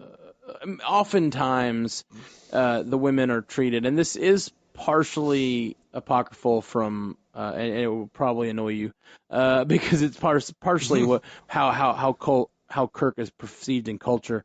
But there are a number of episodes where he meets a woman, uses his sexuality. His sexuality is treated as power over her, and her sexuality is treated as a weakness for him. And he woos her in a way of convincing her to go against her own people or things like that. It's just sort of weird sexual dynamics. There's all kinds of things we could get into about this, but I don't even know. But there's also something to be said for the fact that whether there's a woman or not, Kirk generally winds up shirtless, running around. Yes. Glistening in the sun. One of my favorite jokes about that is just the Galaxy Quest scene where Tim Allen just loses his shirt inexplicably, like on the planet. Yeah. It's so good. So good. I'm not saying the sexism isn't there. It was a ridiculous time, and I feel like a lot of it's just important to note that one of the women that Kirk kisses is also like a high-ranking lawyer. And like right. And it wasn't in any way to get anything out of her. It was just because they had a fling when they were back in the academy or whatever. Right. One of 18. I gotcha. I was just trying to tease you because I know it's like a personal. It's not a personal anything. It's a little bit. It's a little bit of a personal annoyance. Is all I was gonna say. It's a personal annoyance of yours that people perceive Kirk that way, and the way that Pine played Kirk. That's something that bothers you. I'm not saying it's wrong. It annoys me when I hear people are like that's all Jason he has is. a friend. Jason has a friend, and he's like, he's talking about how he likes Star Trek. He's like, oh man, it's great. It's like every episode, Kirk's like making out with another chick, and I'm like, that didn't happen. Right. Stop perpetuating that. That didn't happen. You just hate it when men are known only for their sexuality. And it doesn't have like other characteristics, Yeah. I hate it when anybody is like. I know. That's I'm just teasing you. I'm just teasing you and teasing Star Trek at the same time. It's annoying. Teasing you by teasing Star Trek. Sorry. I'm not saying that it didn't happen. I'm just saying it's not as in certain places it's worse. Oh, for sure. I mean, obviously, Star Trek is a trailblazer with women and with gender and with race. It was a trailblazer in many ways. It still had the same issues of the day because the people making it weren't fully woke as society is today. Right. But that's how this culture works, and we all learn, and we all learn more how to be empathetic toward other people. I think one of the funny things though is that like over the years they have interviewed some of the actresses who were on the original series, and they all have some sort of anecdote somewhere along the line about someone saying, hey, why did you let them dress you like that? And they were like, I don't know, thought it was sexy, I liked it. Right. It's just, society changes. Yeah, for sure. We play in a lot of bars. Mm-hmm. And a couple weeks ago, playing in this bar, and there was this couple just and this girl kept walking up to the stage, and she was getting kind of flirty with the band. Mm-hmm. And she was kind of like, pointing at me being the lead singer, and she's like kind of making eyes with the drummer and sort of just like dancing, just shaking her hips, shaking her shoulders, just like sort of getting down on the dance floor, as were a lot of other people. But she was particularly being sort of like flirty with the band. Right. Girls do it all the time. They're not actually hitting on us. It's just a way of interacting with the music. And people and ladies like to do that at some of these bars. So these girls doing this, and this guy walks up to her boyfriend, I'm assuming, and he sort of just grabs her by the neck, like from behind, and like walks her away. Like he wasn't squeezing her, he wasn't hurting her, but he definitely was sort of hurting her. Like stop hitting on the band now. H-E-R-D. Yeah, hurting. He's hurting her, and he's just being possessive of her. She didn't seem to mind in any way. Like she was kind of like, "Oh yeah, I'll come hang out with you." But just because she was participating in the sort of toxic nature of him being possessive over her doesn't make it less gross. Like it makes it kind of more gross. And so a society where the women are saying, I don't know, I thought it was sexy. Like I was just trying to be sexy. Of course you were trying to be sexy. Right. You were socialized to try to be sexy so that you could achieve a higher status in this culture that values your sexiness over who you are. And so there's a lot. It's a complex issue. But you say that's gross, but if they are both into that, I how gross is it? I still say that sort of possessive nature and jealousy is not healthy, period. And she may even like that he's possessive of her, but I say that's toxic. And I think it's absolutely toxic and probably unhealthy, but maybe we're both assholes for saying that. Maybe she gets off on him being domineering. Yeah, it's one thing to get off on something and have like a sexual proclivity or whatever. It's another thing to feel that you have the rights over another human being's agency, and so for the girl to encourage that in any way is not good, and I think it's part of a culture that exists particularly in the South, and particularly at the kind of bar we were at. Yeah, I don't know what kind of bar you're at. Yeah, and these are people that hire me. I don't want to flame people that pay me to do my job as a musician. But sometimes you're out in these bars, and bars can be toxic places in general. And with certain cultures, especially here in the South, there's a sort of just possessive nature the men get over the women. And so when a woman is just enjoying entertainment, and like I could see being annoyed at, I could see being jealous or possessive as well. Right. But there's just something kind of, even if he'd like grabbed her arm or her hand or like guided or tried to get her attention through or came over and danced with her. There's a lot of ways to handle that sort of jealousy. Like, you know what? I'm a little jealous that she is so into the band. That in itself is probably toxic. But I'm a little jealous. I'm a little jealous, but you know what? You know what would make her want to be around me? If I went up there and was a part of the party. And I'm enjoying it instead of like, you can't have fun now. Sorry, get away from the band. It was weird. It was weird and toxic. Yeah, I think. I don't know. Like I don't go to bars. I don't understand that culture. I have known people who do shit like that with their significant others, where they will like she'll like go and flirt with somebody, and then and that is part of their like role play. Right. Oh, and there's a difference between like a stated part of your role play where you've kind of discussed it and it's a part of your sexuality to watch someone. It gets you going to watch them interact with other men and even see them be attractive to other men. It makes you, it lights your fire in some way. But like, it's different to be just Just think that they are yours and Yeah. that you possess them. I mean, I'm just trying to play devil's advocate a little bit. I'm not possessive. I am like, I don't even like using apostrophes. Just, But yeah, I don't I understand. Be like, there's so many sides to this issue. It's like I was saying. It's like there are ways to talk about sexuality, and I that's why I wanted to dive into this a little bit, because when we're talking about the Paul scene, I don't want to say that any sexuality on screen is wrong.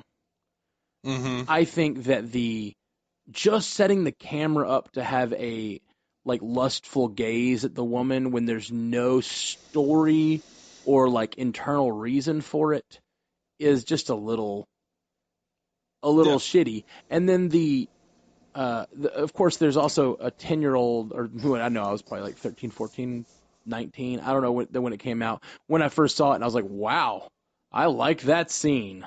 Whew. Which scene you talking about? We've kind of jumped around a Oh, lot. it was the decontamination chamber.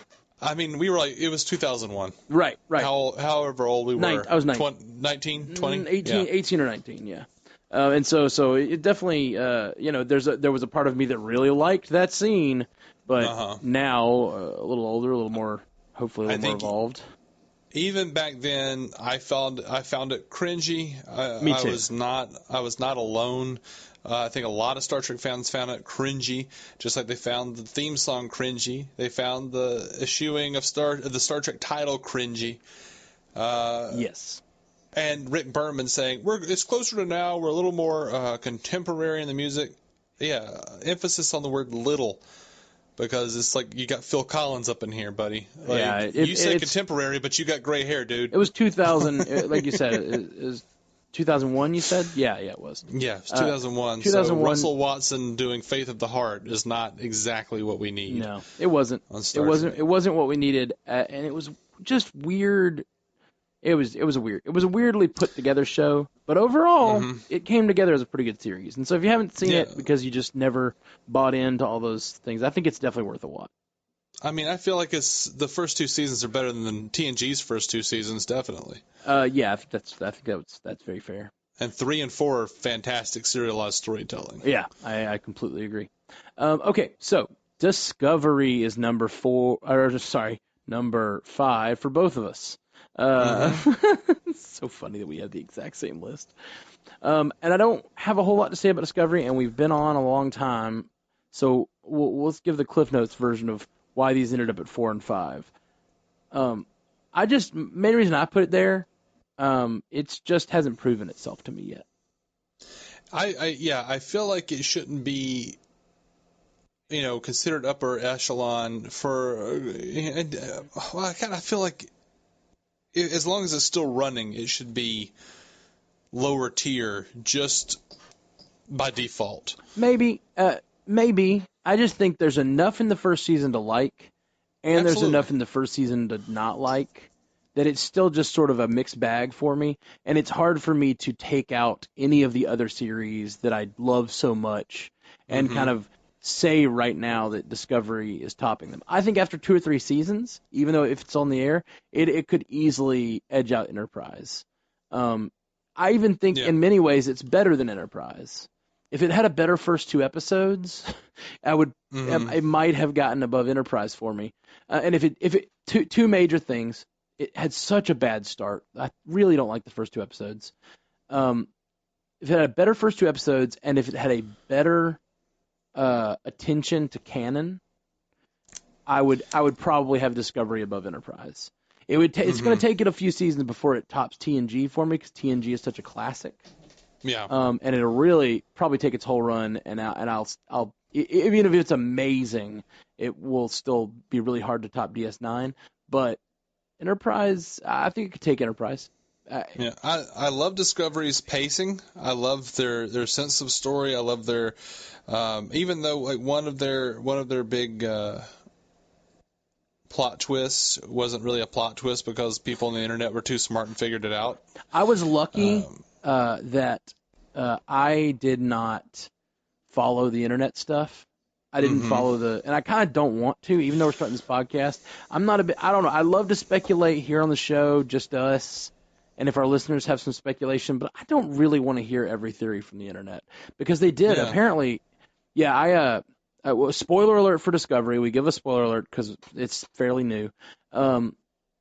When he turned out to be from the Mirror Universe, Lorca. When Lorca turned out to be from the Mirror Universe, I did not know that was a thing that was going around the internet. I just wasn't reading the internet. I wasn't following any of the podcasts. Yeah, I didn't know that was a thing that was going around the internet. And then one episode before the reveal, or 2 episodes before the reveal, I turned on some Star Trek podcast, and without a spoiler alert, the guy just said, well, everyone knows that Lorca's from the alternate universe, and that and said some other thing. And I was like, I didn't know that. Like, I still don't, because it's still just speculation at that point. But, like, he gave me 2, I forget what the other spoiler even was, but he gave me 2 major spoilers in, like, the first 2 seconds of his podcast. And I was like, dude, a spoiler alert, dude. Come on. Not everyone listens to every episode that you put out or whatever. The one I was talking about was the Ash being... Oh, yeah. No, that what was his name? Vok? That was the other one. That was the other one of the 2. He said 2 facts really fast, and that was it. And I was like, what the? Why did you do that? Yeah. Yeah. So I try to give a spoiler alert on anything that's less than a year old at least, and try to go spoiler alert if I just think people should watch it. Absolutely. I get a little less spoiler alerty if I just think it's bad. Like, you don't need to worry about it. It sucks. Here it is. Here's what happened. So yeah, I'll probably get a lot of crap. There are a lot of disco fans out there who are very adamant that we shouldn't question the validity of his canonicity, I guess. Right. They're like, oh, you Star Trek fans, they said it was the Prime Universe. The producers say it's the Prime Universe, therefore it is. And I'm like, no. As a fan, I retain the right to accept or reject something as a piece of the canon that I hold dear. Interesting. I don't know that's how I feel about it. I don't know that I feel that way. I think that if it has been canonized by the producers and by Paramount, it probably is canon. Now, whether they do a good job, and whether I eventually just go, well, screw Star Trek, I really like those first few episodes. It's almost like it's like albums for me. I love Weezer's first 3 albums. 4th one's pretty great too, but everything after that gets a little bit for me. It's still Weezer. I still have to count it as Weezer, but I don't have to say I love it. But see, it doesn't ruin those first 4 albums for me. I'm not going to say that Discovery isn't Star Trek, but I am going to say that as far as I can tell, it is not in the prime timeline. And since I doubt there's going to be a producer that shows up on screen in universe and says, yep, this is canon. Right. I have the freedom to do that. And even beyond the obvious technological jumps, like they have technology that, they were just getting on DS9 and acting like it was a big deal. Even beyond that, like, I get that you have to recast, especially when people have passed away, but to cast people and write the characters in such a way that doesn't feel or look anything like the characters that came before, like Sarek, James Frain. I don't want to say he's doing a terrible job. He's doing a passable job. He just plays James Frain and everything, I feel like. But I don't feel that way about him. I think he's very different than the other characters I've seen him play. I just feel like he's like Theo Gallivan from Gotham over here. He doesn't feel like that. As Sarek, but he definitely doesn't feel anything like the character Mark Leonard played. He doesn't feel like Sarek at all to me. Right. I haven't had that big of an issue with that yet, but I also am not as up on Sarek as you probably are. And I feel like it's going to get worse in some ways because we've already heard the guy playing Spock, Peck, I think his name's Josh Peck, maybe.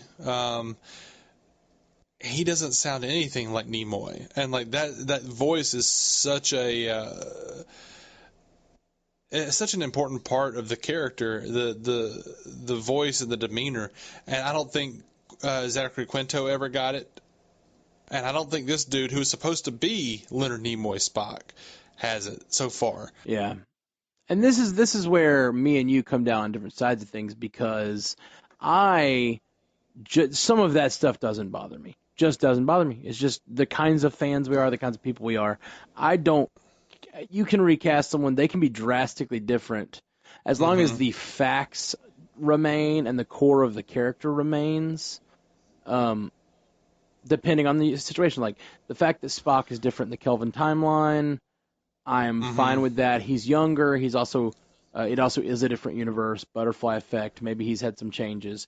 That's all fine with me. And this one, I agree with you. It'd be nice if they at least kept the facts the same, but changing a voice doesn't really bother me. Voice, or if you made him drastically different character-wise, which I have a feeling they might do, then I agree with you, and I'm totally with you. But the stuff like the voice and the look, like they could have cast Rainn Wilson as Spock if he did a good job.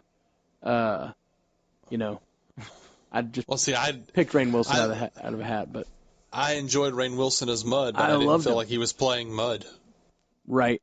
I don't remember the Mud episodes well enough to remember much about how different he was. Honestly, I need to rewatch the Mud episodes. I really liked him in the show, but I need to rewatch those episodes for sure.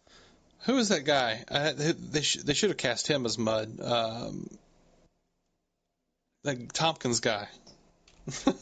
Well, and this in lies why probably Discovery will probably never be reach the top of what they're doing. They wanted to make something new and different in Star Trek. And instead of trying to, if they want to create all the new art direction and all the new ships and all do whatever you want, jump ahead. Stop going backwards. Star Trek has not gone forward in so long. And that's why I'm excited about the Picard series, Me too. And they've said that it's not going to tie into Discovery. Okay, cool. So I can accept Discovery as a separate universe, as I have been so far. By the way, it's Paul F. Tompkins. He looks like a young Roger Carmel. I love Paul F. Tompkins. He should have been Mud. I'm absolutely on board with that casting. Paul F. Tompkins is one of my favorite comedians, period. And him in Star Trek him doing the things that Rainn Wilson did on this would have been great. But I like Rainn Wilson. I don't have a problem with Rainn Wilson as Mud. I can completely just accept a new version of a character as long as that character. It's more about the writing than the performance for me. A performer, I like giving a performer the freedom to do something a little different. I'm not mad. I'm not nuts. So I know we've had to deal with this in the Prime Universe, and I accept it as the Prime Universe. Obviously, Robin Curtis taking over for Kirstie Alley and playing a completely different kind of Lieutenant Savick. Comes to mind immediately. Yeah, I just think this series being set in the past was a mistake. They're tying it to original series in a way that just it was unnecessary. I do think that maybe they wouldn't have gotten the viewership if it wasn't Kirk times, or 10 years before Kirk times, or however many years it's supposed to be now. I don't think it would have mattered, honestly. Yeah, maybe not. And I see why they did it, is all I guess I'm getting at. And I see why they would want to bring in Spock and the Enterprise to the show now. But you're just shooting yourself in the foot by trying to be creative and innovative and go backwards. Enterprise actually did the dance very well for that, but they were also 100 years before, being so close to the same time. If you're going to do that, just pay attention to the rules of canon. And I agree with you. It might just have to be an alternate universe story one day. One day we might just decide, Discovery's a nice little story, but it's not in my Star Trek timeline. Yeah, and that's one of the things that the designers are like, oh, well, we wanted to put our own spin on it. We wanted to acknowledge that, things have changed and, like, you've got to update it for. No, you don't. You don't. Like, Enterprise proved that. You look at the Through a Mirror Darkly episodes, like, they brought in Doug Drexler. They sort of refitted they made a completely, from the naked eye, just glancing, that bridge looks exactly like it did in the original series. Right. But with HD cameras, when you get closer up, they put in a lot of little detail. It wasn't just, the standard old sets. Right. Like, they put in a lot of detail that made it look like, oh, well, look at that. Look at that pattern on the floor that we never got to make out before. Look at these seams here. These were the bulkhead merges, As very excited as I am to talk Star Trek with you as this next season of Discovery comes out and, like, speculate and be excited about where the characters are going and what's going on, I have a feeling you are going to be frustrated as hell with this Enterprise. I'm already frustrated as hell with the Enterprise. Oh, I know, and we've only seen the exterior. When it showed up, I'm like, that shit does not look like. I paused it. I was like, that shit does not look like the Enterprise. Look at this. When they show us the bridge, you're gonna be inconsolable. I'm not gonna be inconsolable, and here's why though. Like, because I do not accept it as Prime. All right. And if you gotta live your life that way, is how I've had to live my life. If you gotta live with your life with that alternative lifestyle, I can support you. Yeah, I appreciate it. Like, I cannot watch this show happily and look at all of these technological leaps that they didn't even have in TNG or DS9 or Voyager. Yeah. And watch these actors say their name. Actually, the lady that played Amanda did a really good job, and I would be perfectly happy to accept her as pre-Journey to Babel Amanda Grayson. But this guy, James Frame playing Sarek, I just can't get over it. This guy playing Spock, I don't even know what he's doing yet, but already I'm worried. They keep saying they're going to reconcile it with canon. Right. The producers have acknowledged that it's not reconciling with canon at this point. If they can reconcile it, God bless. Let's do that. Yeah. I'm not even talking about the god of Shakari. Little Star Trek V humor. Sorry, I missed it. But you're doing it in the right place, so keep it up. Yeah, I know.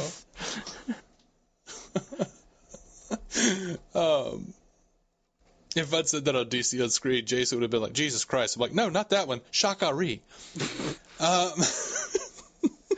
Love it.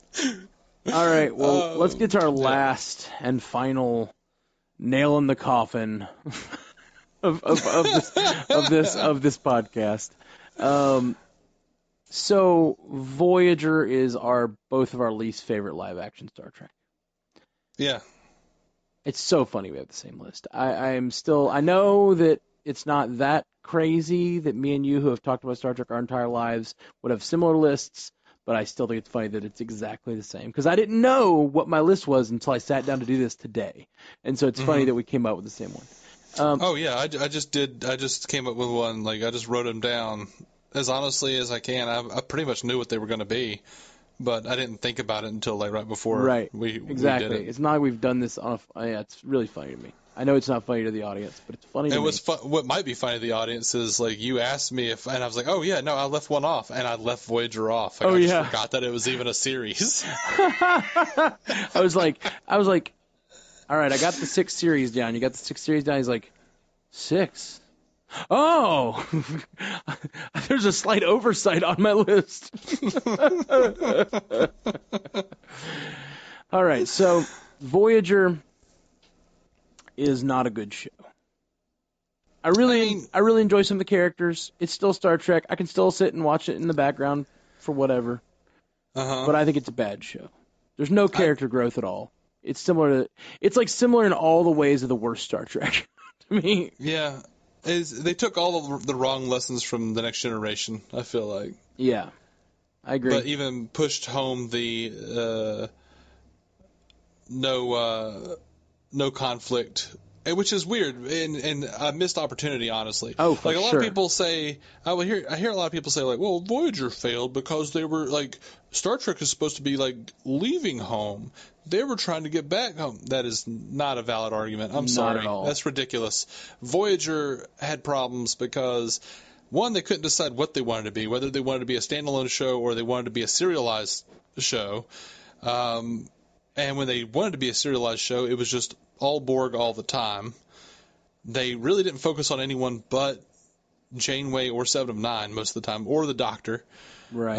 Everyone else was always instead of having, it feels like, and this again, I haven't watched it in 10 years, but it feels like instead of having any real standalone episodes really dive into other characters, most of it was always Janeway and Seven of Nine. Janeway mostly, and then Seven of Nine. Most of the times, other characters were side characters. Mm-hmm. They definitely had episodes that focused on Tom and B'Elanna, but it's just, I don't know. I really like an episode that almost doesn't even mention some of the other characters, and you just really focus in on one character. Like you said, you knew Rom better than you knew Riker. Like, Rom is such a side character, but they have whole episodes where Rom is the main character of that episode. And you don't get that much with Voyager.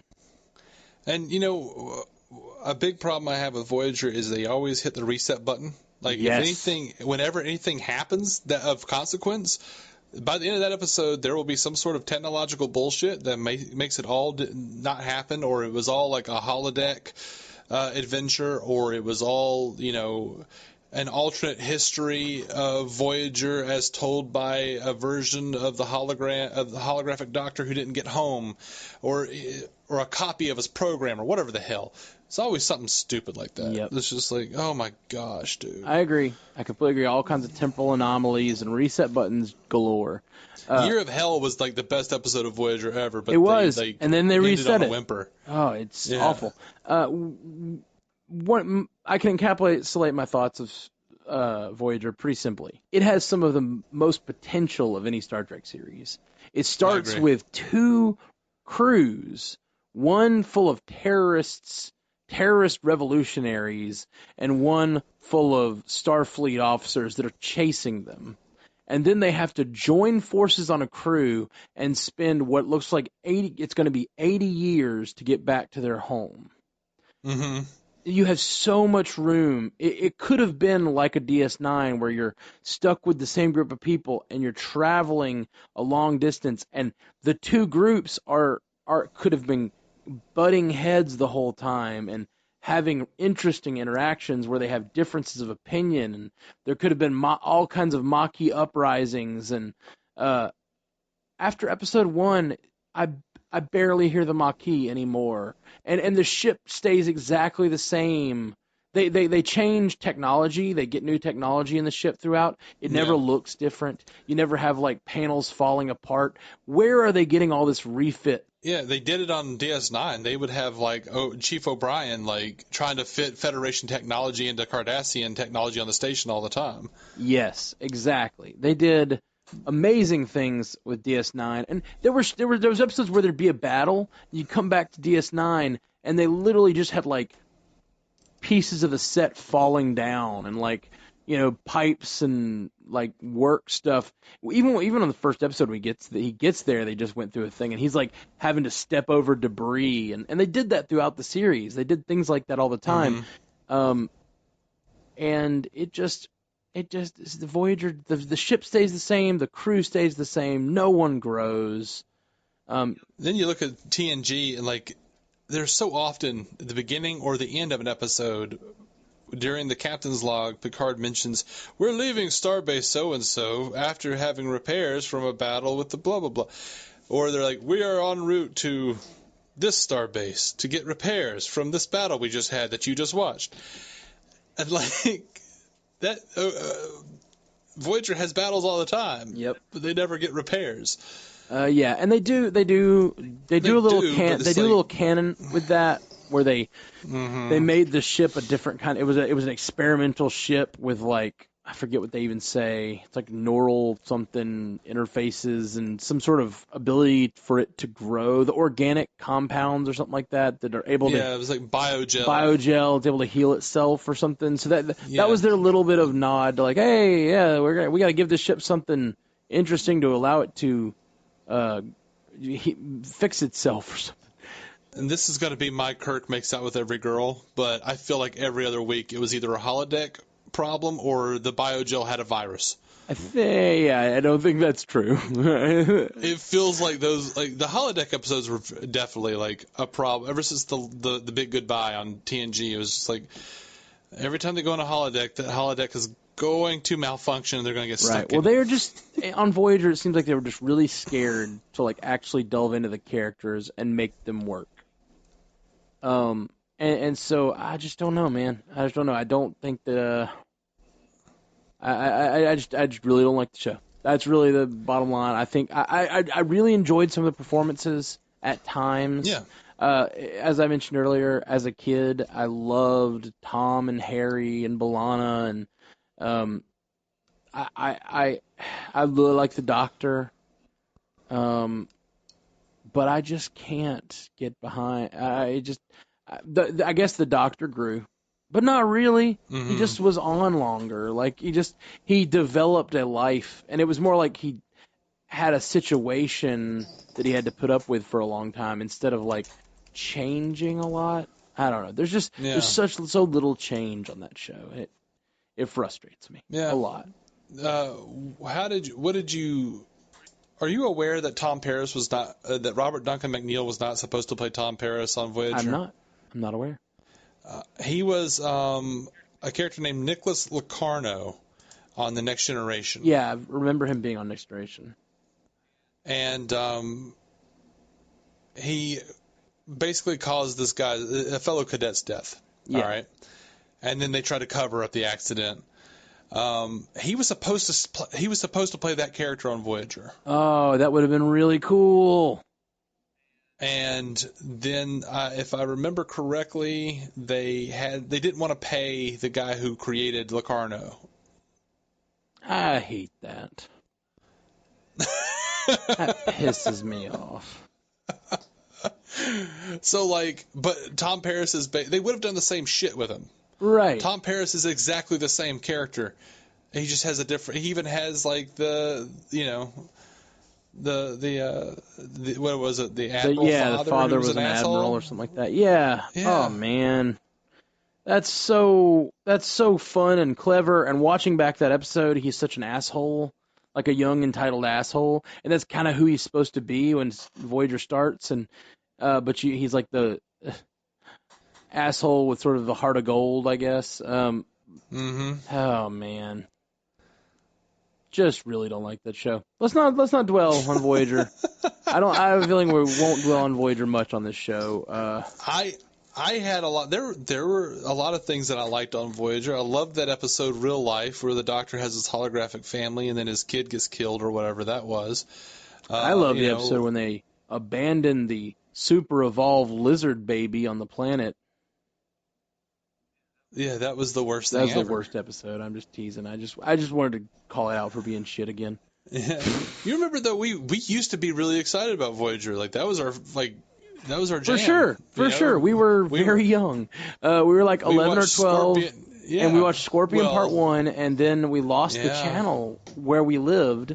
Kids listening to this because it went to UPN. Won't remember, but there was a time we had a thing called stations, and sometimes they just wouldn't show up in our neighborhoods or whatever. So we lost that channel when they moved to UPN in our area. Yeah, it's stupid. Anyway, we did not have a UPN affiliate. Yeah.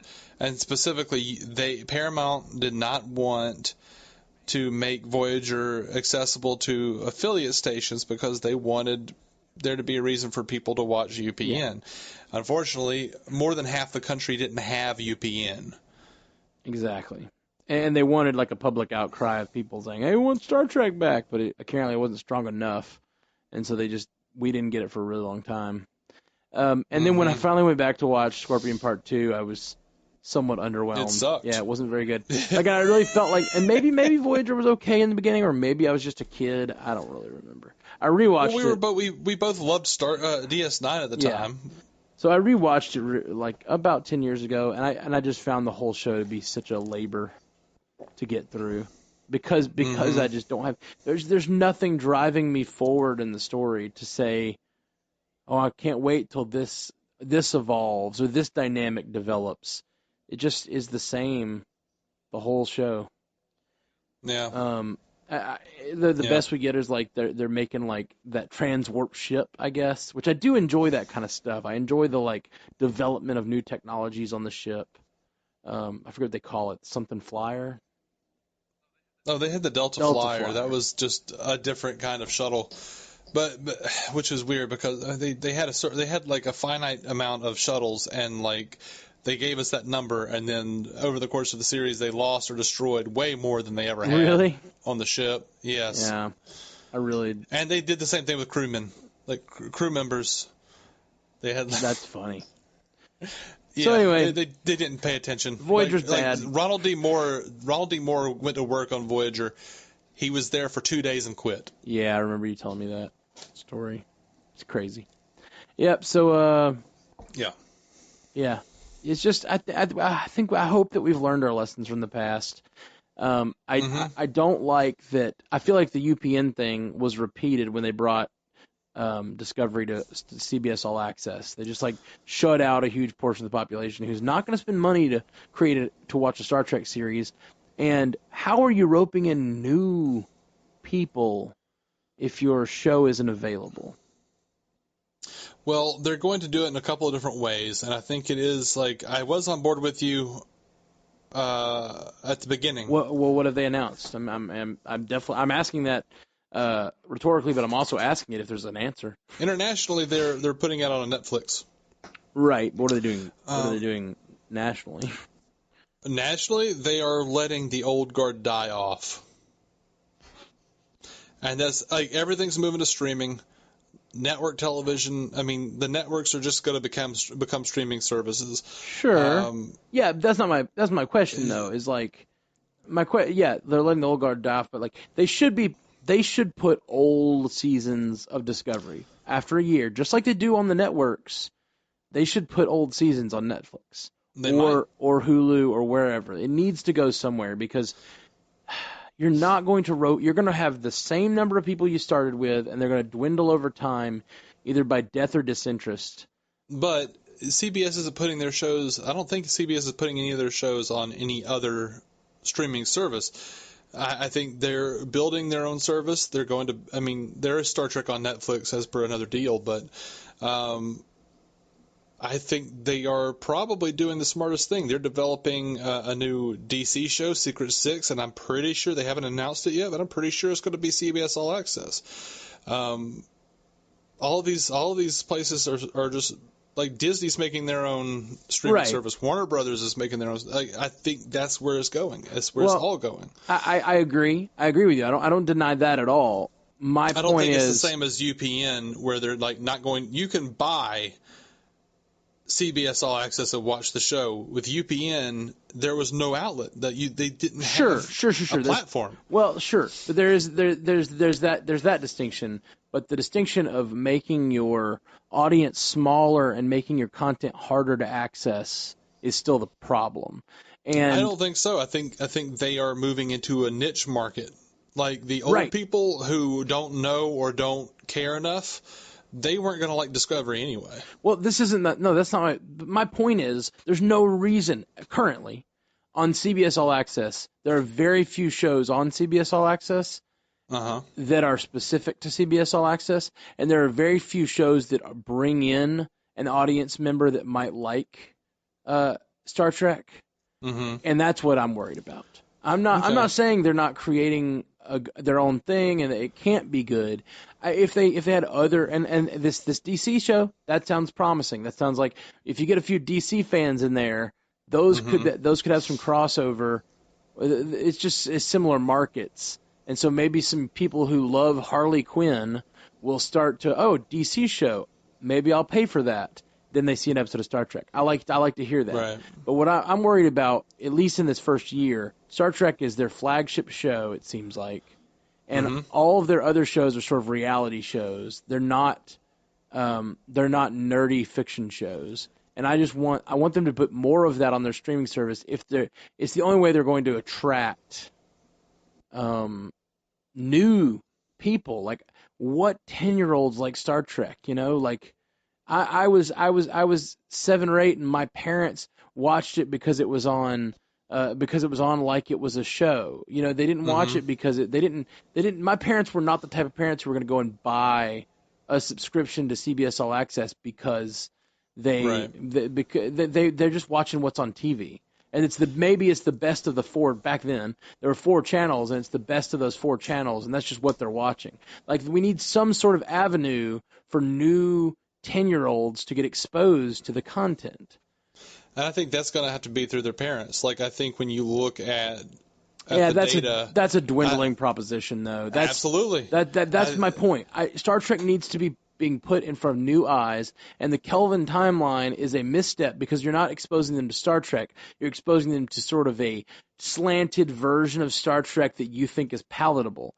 There are lots of kids that are 10-year-olds that are like me and like you, even younger, that are out there who are hungry for content that is like what they will like, and they're going to like Star Trek, the kind of Star Trek that Star Trek is, not just some action-oriented, it's sort of just, it's again sort of pandering to the lowest common denominator. I feel like the Kelvin timeline is. It's like, look how much action and sex this Star Trek has, instead of like, hey, how about some morality tales that pose interesting questions and make you think.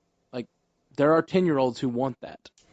I don't think there is a way to please the fan base as it exists, the splintered fan base as it exists, and bring in mainstream audience. Like, the Kelvin timeline is proof that you can't just throw in a bunch of action and sex and like make people care.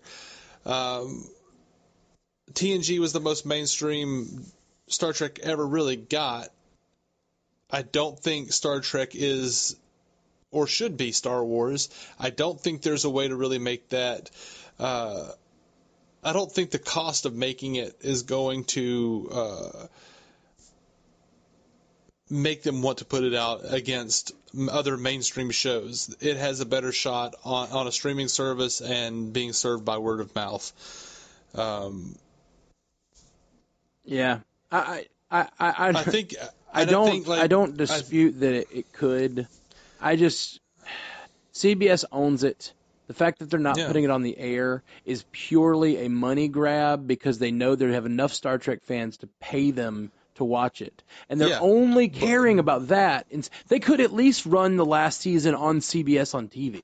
But I feel like they could syndicate the show onto CBS affiliates. Then people would just wait. Exactly. Well, then why aren't you just? That's fine. They are taking advantage of the deepest fandom, like us who care deeply, and they are not investing in new fandom. So they're just constantly trying to suck money off of the ones of us who are deep enough fans to pay money, and they're not investing in growing new fans. Well, I don't think that it would perform well enough to make it worth it. This is a niche society now. Like, everything has to be niche now. Well, I agree. But the thing is, niche doesn't mean I like Star Trek, so I will watch Star Trek. Niche means I like this type of a show. I like thoughtful. I like interesting. I like science fiction. So serve it up in a place. Like, find another show on your network, and maybe you put it up on CBS All Access a week early. That would still get you a lot of money. There are still people like me that would pay probably $6.99 to get it a week early so I could talk about it and be right on it. Maybe a month early. You figure out the timing, but you've got to have some sort of, maybe a whole year. Maybe just like they put it on Netflix a year later. Most network TV shows put something on Netflix a year later. Maybe a year later, a year behind, you run that show in syndication on CBS near another show that also has a similar vein or whatever. They did show the first 2 episodes on CBS, but to be fair, the network CBS They have their own branding. They have their own audience who tunes into that network, and it is not science fiction fans. Right. You can pull out Big Bang Theory all you want, but people don't watch that because of science fiction. They watch that because nerds say funny things. Yeah, that show is not a show for nerds. It's a show.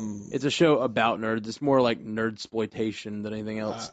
I feel like the only place to really go where you can have where the creators can have the artistic freedom to run a little longer, run a little shorter, throw in a couple of F-bombs if they really wanted to, get as gory as they want, whatever. I feel like the people who are still left, the people who are going to care, and the only way to make Star Trek really as relevant as it needs to be for the people watching it is to really just give it to the auteurs, and you don't want that on a network. You don't want that, restrained by advertisements and, if we air it at 8 o'clock, they can't say, doo-doo or something, I'm totally with you on that. I don't think that airing it on TV is necessary. That was just one possible way of bringing in viewers. I don't even think that's the answer. That was just I'm trying. They need some sort of vehicle for introducing new people to it. They need to put it where young people are. The internet, I think they've done that. Mystery Soft. Well, they did that, but they made them. They make you pay $7 to get a taste of it. They need to put it where young people can watch it to make it ever grow, or we're going to be the same fandom that we've been for 30 years. Like, the fandom hasn't really changed or grown or modernized, and no young people are joining it. I'm not saying no. Sure, parents are teaching their kids. Some kids are just nerdy kids who found Star Trek because they're that kind of kid.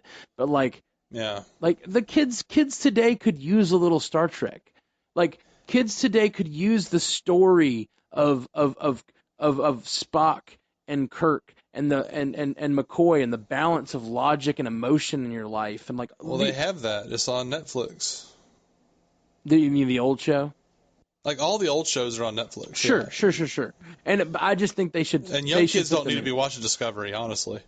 Right. I mean, they could go. They could. I would not mind if they even went with like the Star Wars model, which you might hate this. I mean, they did. It was called the Kelvin universe. No, I'm not talking about the the model of the type of show, but the model of how they're releasing stuff. They have. You can watch A New Hope, and in all its boring glory. Look, I'm not one to say that I hate Star Wars or that you have to hate Star Wars if you like Star Trek.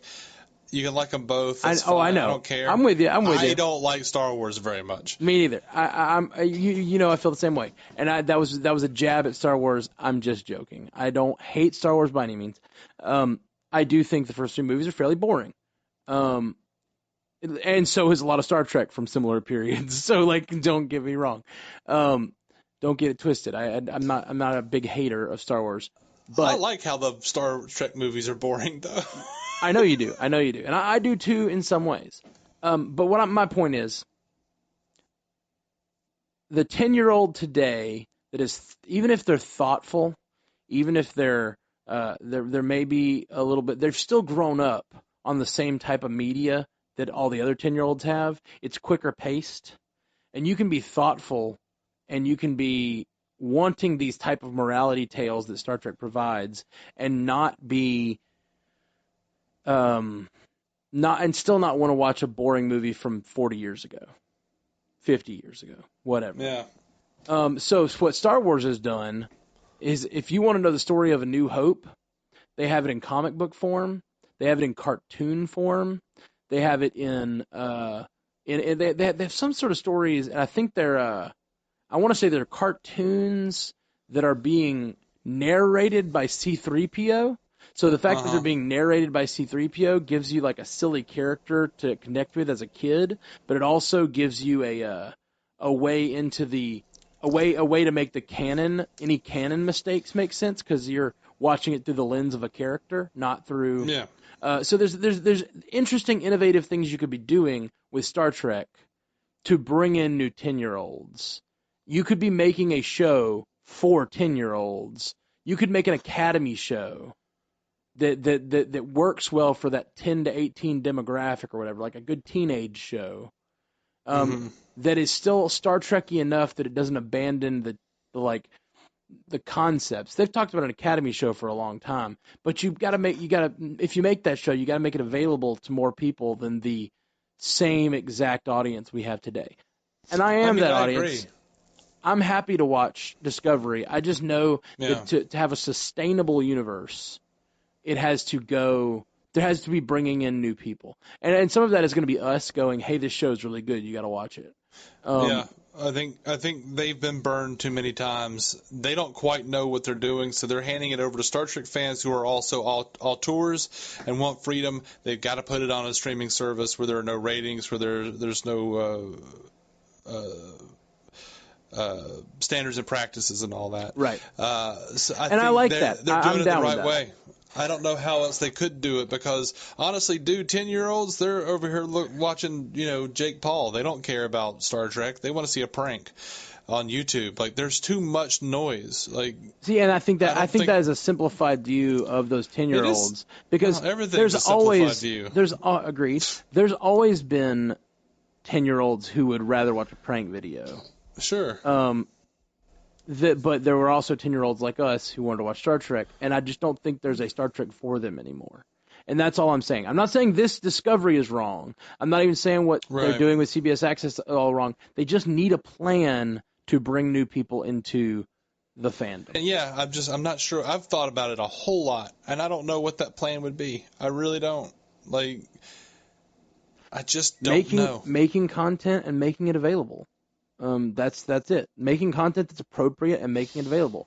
It doesn't really matter how they do that, but what they're doing is they're making content that's not appropriate for that age, and they're making it not available to that age. Because even if it was the same exact content and it was available on Netflix, the 10-year-olds that are like us, that are also watching stuff like Altered Carbon and all these other Netflix stuff, and then there's other stuff right now that is feeding that desire in a 10-year-old. So it doesn't have to be Star Trek, but as a Star Trek lover, I want it to be. I want it to go forward. I would posit that 10-year-olds who were like us have already found it on Netflix. I don't know if that's true, but maybe. I mean, I don't know that it's true. All of this is anecdotal, but at the same time, I'm not saying none have. I'm just saying like a Star Trek that's updated but still appropriate and available. Yeah, because I mean, I get the updated thing. That's all I'm saying. That's all I'm saying. I'm not saying they're doing wrong with doing Discovery. I'm very happy with Discovery, and I want more of it. I mean, I'm just saying. I agree. They need some sort, and I'm sure I'll say it again, but I know we got to get off here. I've really enjoyed casting today. Thanks, Dave. Yeah, man. We are the Star Trek Universe podcast. We'll be back with you very shortly. Check out David over on the DC on Screen podcast. Yeah, that's it. I tweet at David C. Robertson. Cool. We'll probably create a Twitter for ourselves too, but we don't have it yet. Yeah. And I do the Marvel Cinematic Universe podcast, and I also make music, and you can check out my music at MatthewCarrollmusic.com. I make rock music, and I would really love it if you guys would check it out. I'm sorry for the abrupt ending. I have to go to work, guys. No, it's all good. We needed an abrupt ending. This episode has gone really long, and we basically about 30% of it was what we meant to talk about, and the rest was just pent up, being ready to do this podcast for like years now. It's been really fun. Great to finally get all that out, guys. Check us out online. I'm sure a bumper will come in now with where you can find us because we don't have all that stuff yet. We're just starting the podcast. So, but check us out. Live long and prosper. To reach out to us, hit us up at StarTrekUcast.com, at Star Trek UCast on Twitter, Star Trek Universe Podcast on Instagram and Facebook. Just search for us there, or send us a message at StarTrekUcast@gmail.com. If you'd like to hear more from David C. Robertson, check out the DC On Screen podcast or maladjusted.tv. And if you want to hear more from Matthew Carroll, that's me, check out the Marvel Cinematic Universe podcast, or go listen to my music at MatthewCarrollmusic.com or anywhere you get music. But Kirk has one. I called him Kirk. Picard. I'll edit that. I'm gonna get beat up on the internet for that one. I think if we're going to get beat up on the internet, it's for several of the other things we've said. That's true.